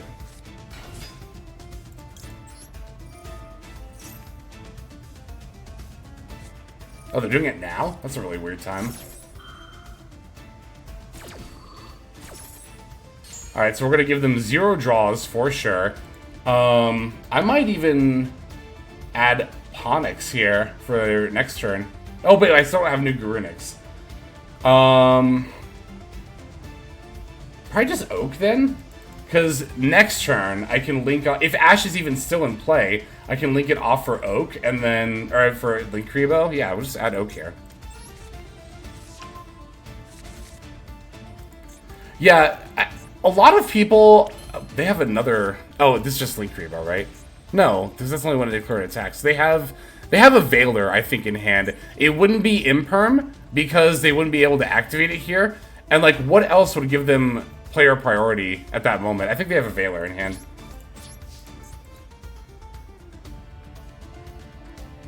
No? Oh, wait, no, this is Linkuriboh's effect. One negate was also enough to stop them last time, so I'm optimistic for this time, too.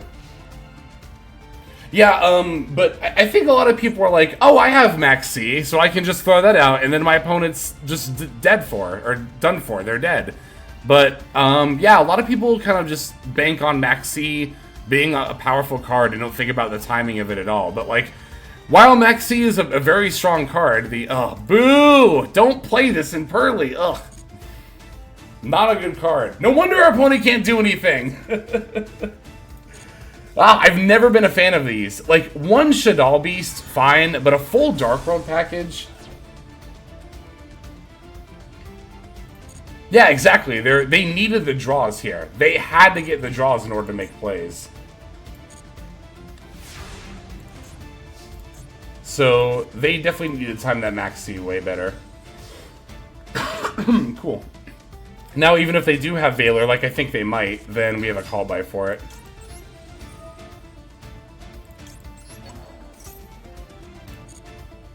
Oh, wait, they didn't activate anything there. They could be toggling, but... No? Okay, they're not getting past priority, like, at all. Which is good for us, we'll take that. Nib or 2 more Dark Worlds. Oh, it's Droll! Okay. It could still be Nib, but, I mean... I'll just do this real quick. Actually, did I even need to do that? I don't think I did. I don't get Subversion, but, like, that's fine. I don't think I do much more searching. Yeah, I didn't need to do that call by.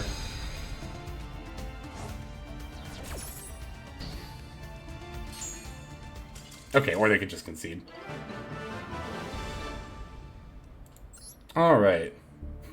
Well, now I want to play one more game, because I want it.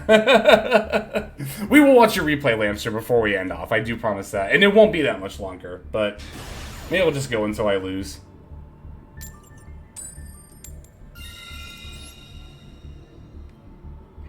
All good, I can wait? Cool. Haven't seen Droll in a bit.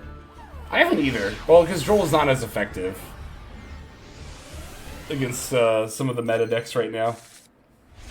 But it's still not a bad card, though, of course. Like, okay, so we opened a Poplar and Original Sin and new Garunix. Got it. Okay.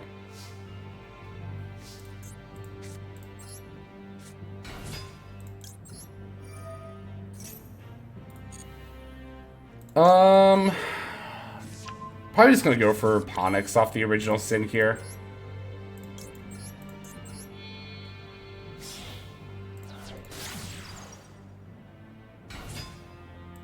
Oh, definitely. No, we definitely are, because we already used our normal summon, so... If we had bonfired for Poplar, instead of just opening Poplar, it would be a little different, but... Yeah, so we'll send this special Ponix. Yeah, we'll just do it that way.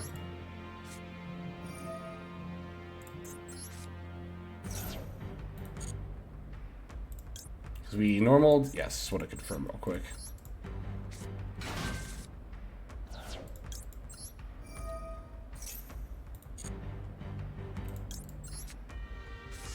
Joel's looking good if they start with Bonfire or Wanted. That is true. It's kind of hit or miss, I guess, in that regard. Against Snex. So then, yeah, we're just going to pop the Ponix. We could add Kieran here. And then we could just send Arvada and bring that back later. And then, yeah, we don't have to worry about, like, making Sunlight Wolf or anything.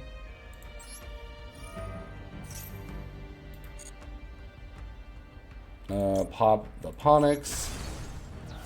And add a Kieran. Because we already have new Garunix in hand. So we can summon that. And then we can send Arvada. And use that to revive.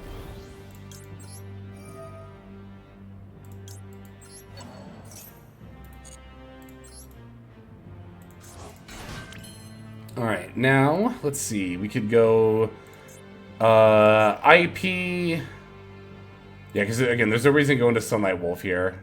So, IP, Princess, bring back Arvada. You know, the funny thing is you can actually leave Arvada Princess up if you want to, but I think it's better to just use it to go into Ambluwale here. Yeah, we'll just do it that way, I think.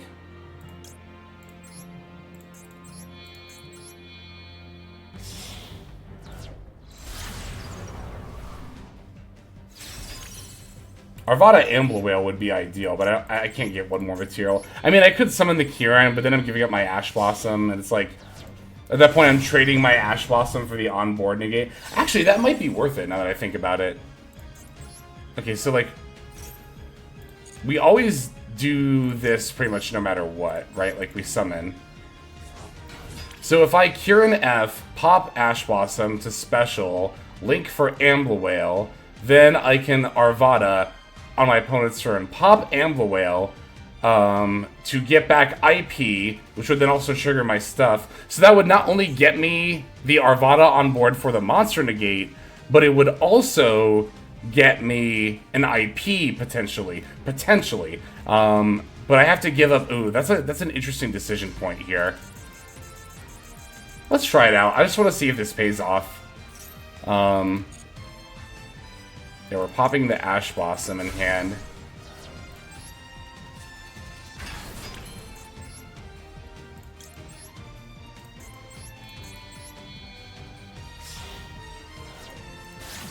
Can pop Whale with Kieran. But I wouldn't have the Arvada on the field, is what I'm saying. So if I hadn't summoned that Kieran and used that extra body, then I would have just Ambluwale and no other monsters on the field. So that's why I had to use the extra body there. Yeah, it's just Subversion. I just want to see if this is worth it. I think most of the time, I would probably take the safer play of just keeping Ash Blossom and Kieran in hand. But I want to do a little experimentation. Because in theory, the payoff here is higher, but it also depends on how good my opponent's board breakers are, if they have any good ones. And they're leading off... Wow! They're leading off with Ultimate Slayer. That's interesting and not good for me. Okay, so this is a situation where I would have rather had the Ash Blossom, but Ultimate Slayer, to be fair, is not... I mean, it's like I just said, it depends on how good their board breakers are. Like, that is the main determinant of whether that's worth it. It's high rolly and I love it. Yeah, we're also near the end of the stream, so I was fine with doing a more high rolly play. So, okay, I was gonna say, if it's, if they're sending these two, then it's probably not a deck that relies on the extra deck.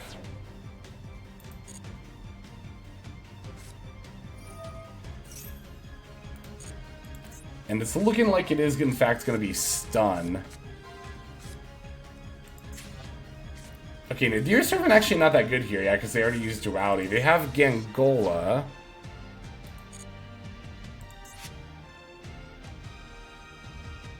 But let's see. Oh, they have oh no, they have Desires too.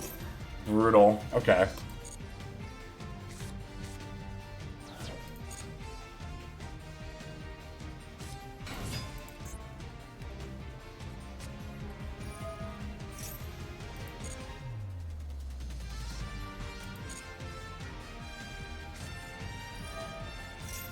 Oh, they add it, right. Nadir Servant does a summon, it adds. Why do I think this card special summons?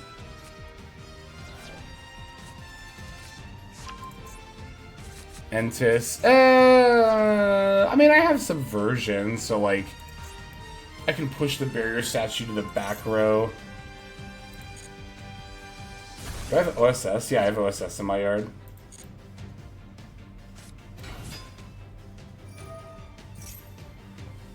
Super Poly into Mud Dragon while they have the statue up. That's good.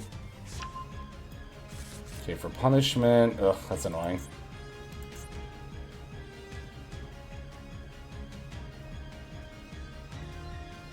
Given that state again for future games, would you pop the Ash? I mean, it's always going to depend. I think it's always going to come down to the safe play versus the risky play, right? And I think, again, the question often comes down to how good of a board breaker do you think they have? Now, again, here, our opponent had a really, really good board breaker in the form of Ultimate Slayer. So, now, are most people going to be on Ultimate Slayer? No. But, of course, cards like Droplet and Triple Attack and stuff like that does exist. So, I don't know. I might high roll it again next time just to see. But at the end of the day, it's always a decision, like, there's no one right answer, I guess is what I'm getting at. Like, it's always going to be a trade-off.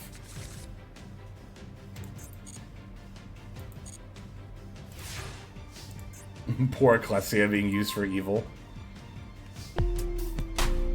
What's up, Trust Funded? Thank you for the resub. 19 months! That is absurd. And very, very kind of you. And generous. And cool. And other nice adjectives. Thank you. I really do appreciate it. It is very good. It is kind of like a, are you feeling lucky kind of thing. Very much so, yeah. Alright, oh, I still have Ash in my deck. Actually, I forgot about that. Do we get Ash here? I could get Poplar, but I don't have a Sinful card to add, so it doesn't really do much by itself. Do I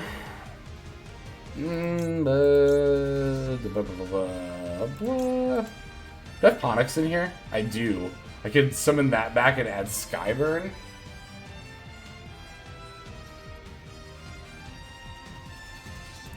Okay, let's try it.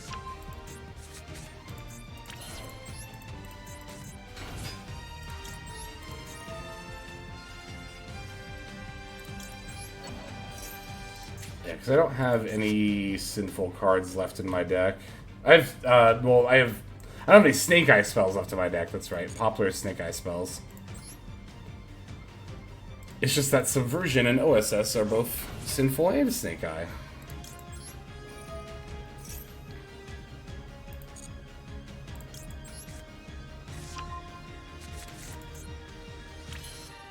Distributed Battler card effect. Kind of want to blow up one of their face downs. Could also... What would I add with Island? Just another Kieran. Do they have protection for the face downs?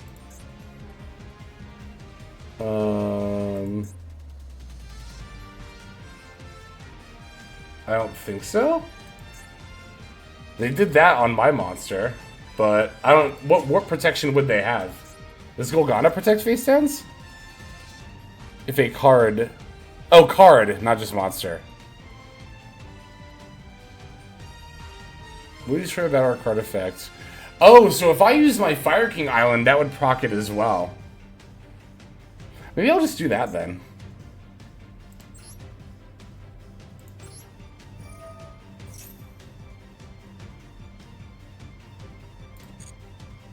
Okay, this is also fine.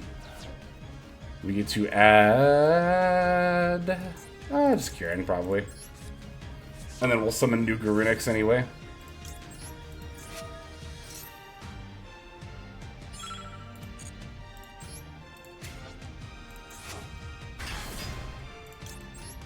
Let's pop a Kieran in our deck. Oh, Punishment. We knew they had Punishment. So we can definitely just chain Skyburn. Oh, I am playing it for my hand. I thought it was the face down card for some reason. Golgonda or the face down? Let's pop the... I mean, it kind of doesn't matter. I'll just target the face down. Because they'll probably use Golgonda either way. I guess it depends on how good the face... Yeah, okay, they are.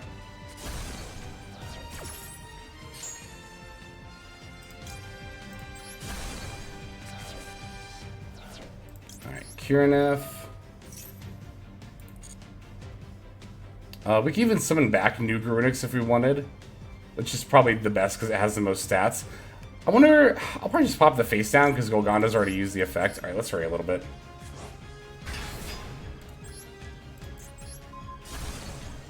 So another punishment. Okay.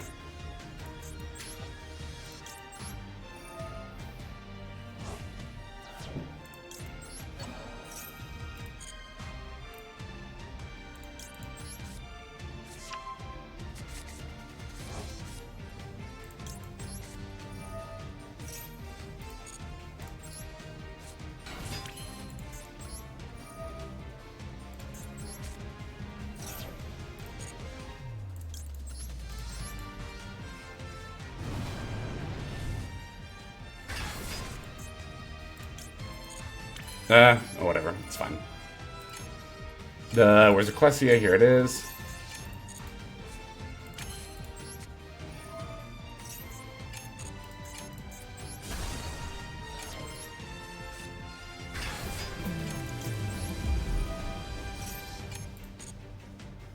I'm just gonna summon these in defense mode and pass.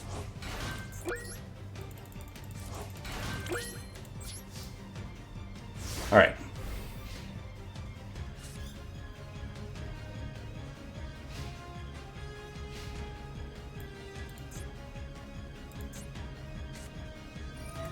Okay. Okay. Okay. Yeah.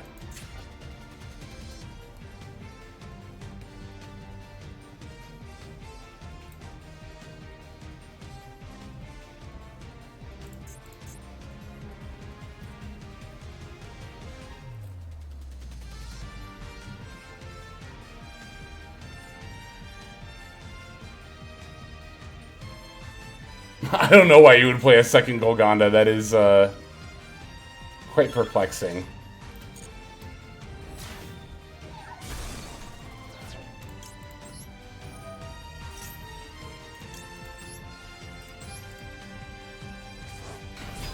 They'll just protect it, but...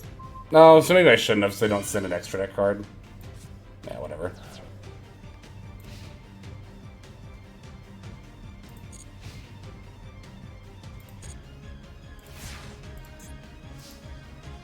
Okay. That's a really good top deck. Maybe. It might not matter. We'll see.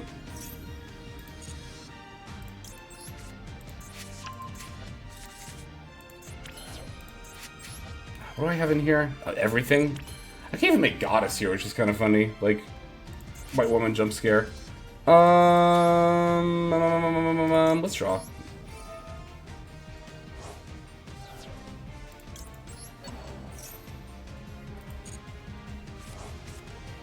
Doesn't really do much. Okay. Oh, let's see here. I could go into Nightmare Phoenix and pop one of the gold... doesn't really do anything to pop one of the gold Gondas. Well, it'll let me push the Ecclesia back, so... I mean, we also have a somewhat limited amount of time, so I'm just gonna, like, start activating stuff. At least somewhat here.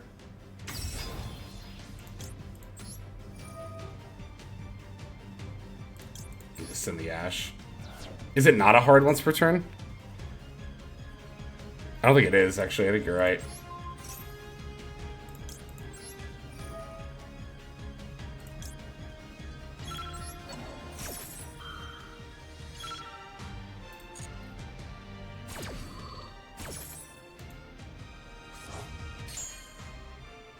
I don't care about Clockwork Knight. It doesn't matter if my stuff's machines.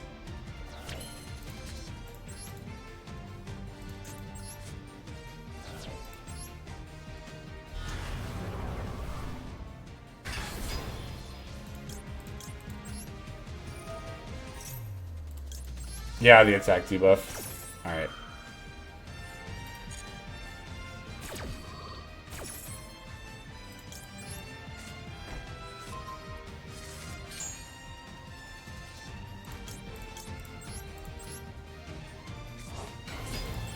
I'm just going here. I'm just going. I shouldn't have even really activated that, but I guess I'll get that back to my hand. Fine.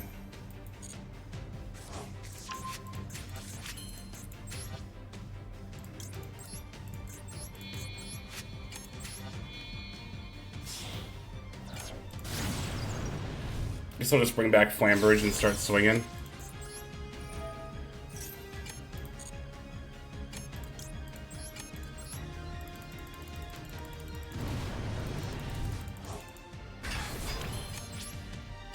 Sure. Battle.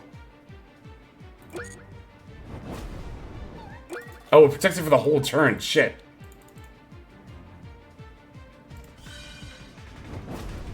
Does it protect it from the whole turn? Oh no, extra deck monster. Right, of course.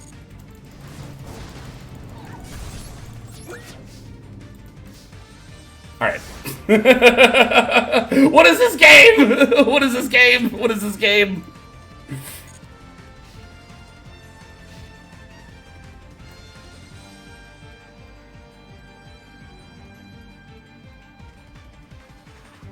They can't place any back rows because they activated 2 Golgangas for some reason.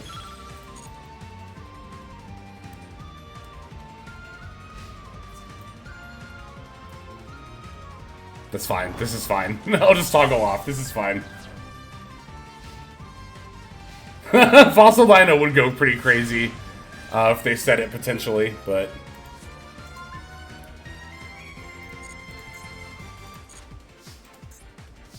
Okay, so if I just move to battle here... Oh, because it's asking me if I want to do my own. Or it's letting me do my own, potentially.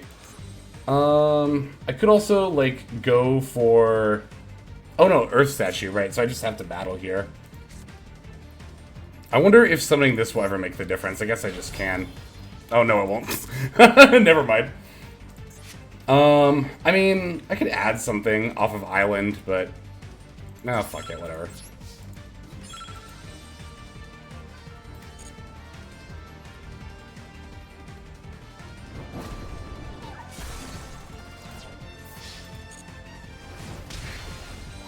Have they just accepted their fate? Ooh! Alright! Winning against Stun because they clogged up their own back row for no reason! That was a very silly duel, I agree. Alright, I said I would keep going until I lost. Also, Durgan SS, thank you for the follow, or Durgans. Thank you for the follow. Sorry I didn't shout that out sooner, but I was in low timer panic mode. But thank you for the follow, welcome to the stream. Also, thank you for the victory redeem, Kawaii.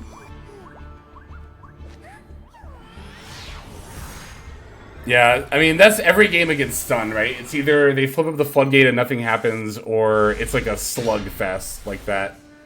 This hand's actually really good. Got a couple of negates. Kieran on Ponix might let us play on their turn a little bit. Yeah, I'll Veiler that. Not much else we're going to Valor on turn 1 for Zodiac probably anyway, so... And also just probably the best Valor target, even if they did have something to do. Oh, no, we haven't seen the replay from Lamster yet. We're going to do that before we finish off as well. Barrage. Yep.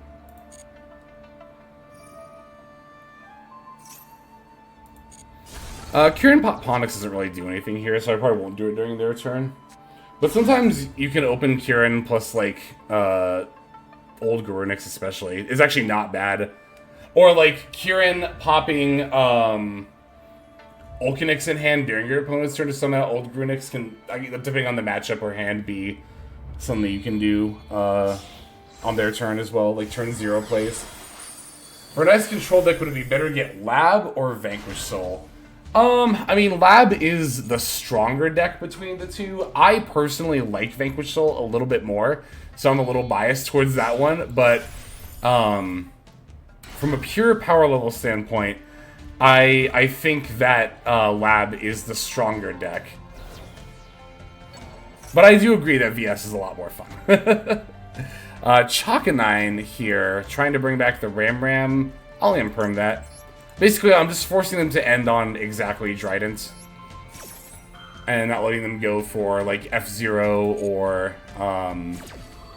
Xyz armor plays if they play that package.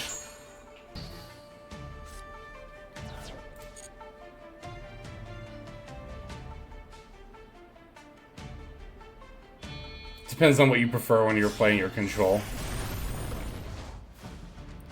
Yeah, both decks, like...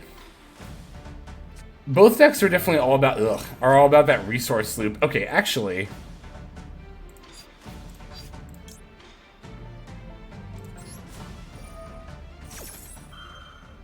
That way, Ponix will go to the graveyard, come right back to my hand, and then I basically summon to this for free. I guess they're gonna pop it. Well, also, though, if they pop it with Trident now... Oh, yes! Oh my god, wait, this is perfect! Oh, they misplayed so hard by doing this! Oh wait, does that not activate? Oh, it is destroyed and sent to the graveyard. I thought it was only when it got destroyed. Dang, I thought it just said if this card is destroyed. I didn't realize it was also sent to the graveyard. Okay, not as good as I hoped it was gonna be. Unfortunately for us. Not at all, actually. That Defissure is pretty brutal.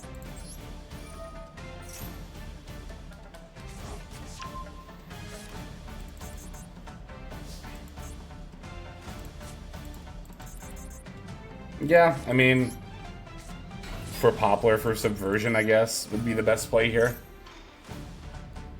Or that could happen, you know? You have Nightmare Phoenix? We do play Nightmare Phoenix. I could have not added back Ponix and then normaled Oak. And then summoned it back, potentially. Search, and then Nightmare Phoenix to pop the Defissure. That might not have been bad.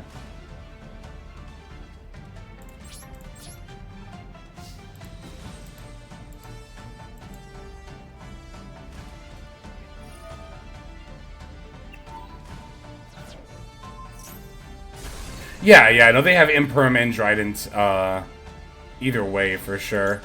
This does proc this, which, yeah, I mean, there's no reason not to, right? Oh, you know what's kind of funny? Is I can actually add Skyburn here, get rid of Defissure, and then, oh, but they'll have Barrage. I kind of need to get rid of that, too. I mean, we definitely do this either way. Yeah.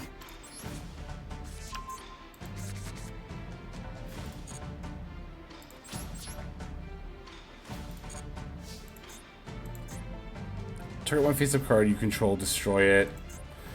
But then there's also an argument to getting rid of... but if they... Okay, this is a face-up card you control. So if I were to Skyburn, destroy it, and if you do... Okay, it's an and if you do. Never mind, we can just set this.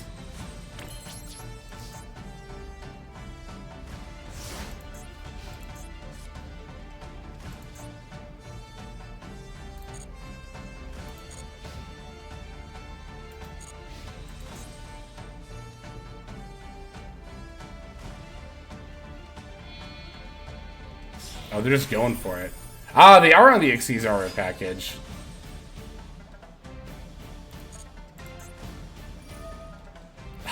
Should I have destroyed that on summon? I don't know, because then they can still Barrage Pop. Well, Barrage Pop D-Fissure is fine, actually. Ish. It's okay. I mean, I still have Oak for Ash. Whoa. Okay. Okay, so we're not popping that. Until the end of the main phase. All face-up monsters your opponent controls. Oh yeah, Barrage can also pop itself, that's right. I always forget about that.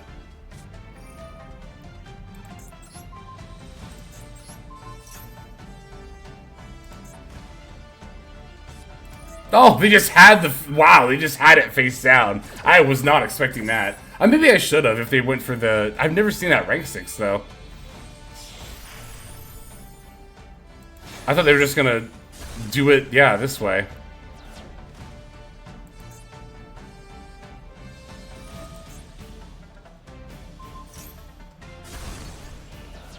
Woof. Yeah, that's probably just gonna be it for us. Like, they could just make a Zeus. Well, wait, they already... No, they didn't Zeus yet. Yeah, they just summoned Dryden.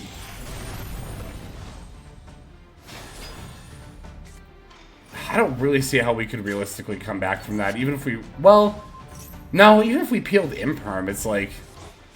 We Imperm a big... Oh, no, they're just gonna... Oh, no.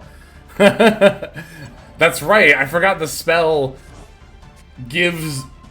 It attack buffs the equipped monster, too. Oh, no, but we're not dead here. Oh, because this doesn't equip itself by its own effect or anything. Oh, wait, they can make another attack. Never mind, we are dead here. Is that part of the spell card's effect? I didn't know that. Yeah, at the end of the damage step, if this equipped monster attacks against this card of the graveyard, that attacking monster can make a second attack in a row. Wow. And even, like, it can even still send, even though D-Fissure's on the field, because it's a spell, because it's equipped. Yeah, it's an equipped spell. That's cool. Alright. That's our last game, so let's watch Lampsters. And then I think we'll finish off here. I will advise, as always as ever, do not add any more. Do not submit another replay. This is going to be the last replay for the stream. If you do a replay redeem, we will not watch it on this stream. So, fair warning here. Alright, let's see what we got here for this WCS game. Just finished building my Monadium deck? Hell yeah. So many combo lines? Yeah, really though. What are we on here? We are on Fire King Snake Eye. Made 3 misplays. I was new to the deck. Yeah, you'll definitely get there. I mean, it's not... Fire King Snake Eye, I think, has a lot more nuance to it than pure Snake Eye did as well, as far as, like, what your opening plays look like. So here we're going to normal the Arvada before going for the Diabell, which is what I should have done, honestly, during that earlier game. Although here, it looks like our hand is a lot more well-suited for that kind of an opening line as well. We got the Sanctuary for the Island. Island F, going to pop our Ponix to add Kieran because we already have new Garunix in hand. Get to plop that right on down and then pop the Ulcanix in deck. Ulcanix F to summon out old Garunix. We're going to link off both Garunixes here to go for our IP Masquerena. We can then use the IP Masquerena with the Kieran.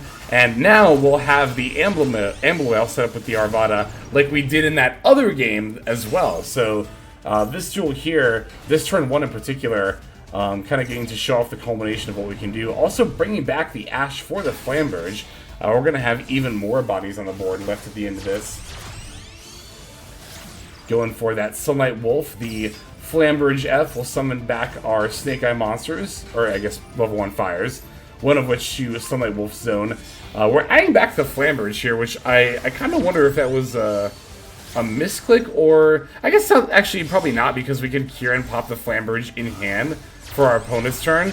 Yeah, and then we have Amblewail to pop with Arvada to bring back the IP. So we're still good here to do pretty much all of the Fire King and Snake Eye stuff.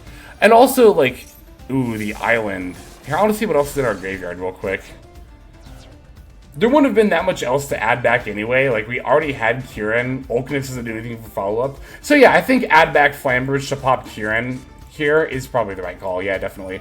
Alright, Island F gonna pop both of these. But this will trigger both the new Garunix and the Ambluale and the Arvada as well. So, funnily enough, we actually get more bodies after our board wipe than we had on the field before. And although we don't have that negate, we do have the IP still, so... Actually, we can still summon or we can get the negate out anyway, right? If we Garunix to pop Kieran, then we could potentially add back the, unless we were out of Kieran's, then we could potentially add back the, or summon back the Arvada. Alright, so it looks like they're on Sky Striker. Gonna go for the Area 0. They've got Ray as well. We're going for Kieran, popping the Flamberge here, bringing back the Ponix and the Ash. Ash F to add Poplar naturally. And then we're going to Poplar F to special. Opponent's going to link off that Ray, going for the Hayate here. Princess F, we get to pop the Hayate, as well as use the Link Kuribo to summon that back. They will get their Ray, but they can't summon another Hayate here, so they can't use that to set up this, what's it called? The engage in their graveyard. Oh, we also get the Kieran and the Ambluale's effects here, too. And Poplar, wow. Chain Link 4 here.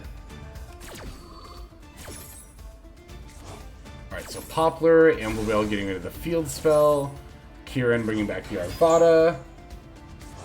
Bring back the Ray.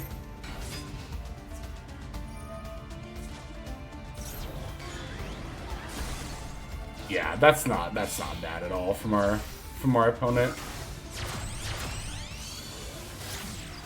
Yeah, I mean, even if there are misplays, I think they're like, oh no, we still set up the negates here. Like, we're still in a good spot for sure.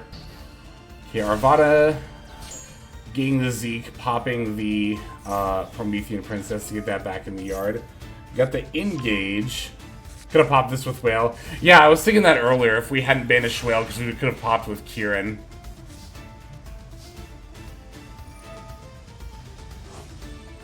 Alright, we get to OSS here. We're putting back Ash to add the Poplar. Poplar F to special. Going for that Nightmare Phoenix. Ooh, we even get to co-link it to their Zeke. Oh, well, we won't get to draw, but we still force out the back row.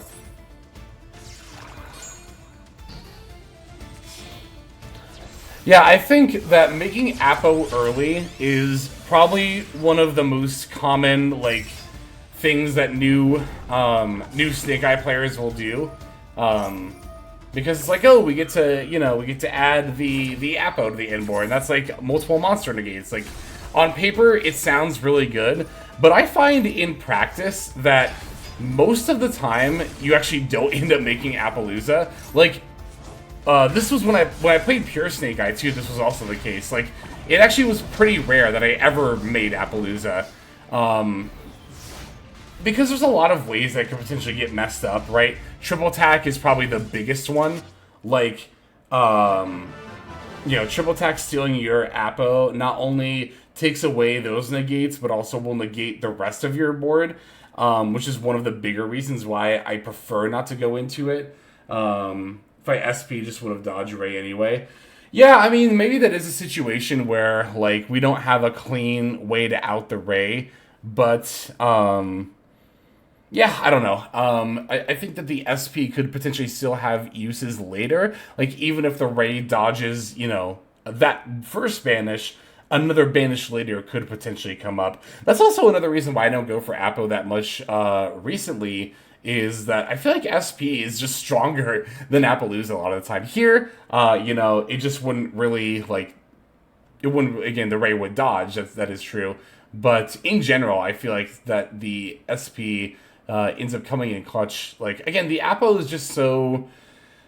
It's predictable, it's very controllable by your opponent as far as its attack points, it's very easy to run over, usually after a single negate, so, yeah. It's a catch-22 for sure. But thank you for that replay submission. And thank you, folks, to those of you who stopped by.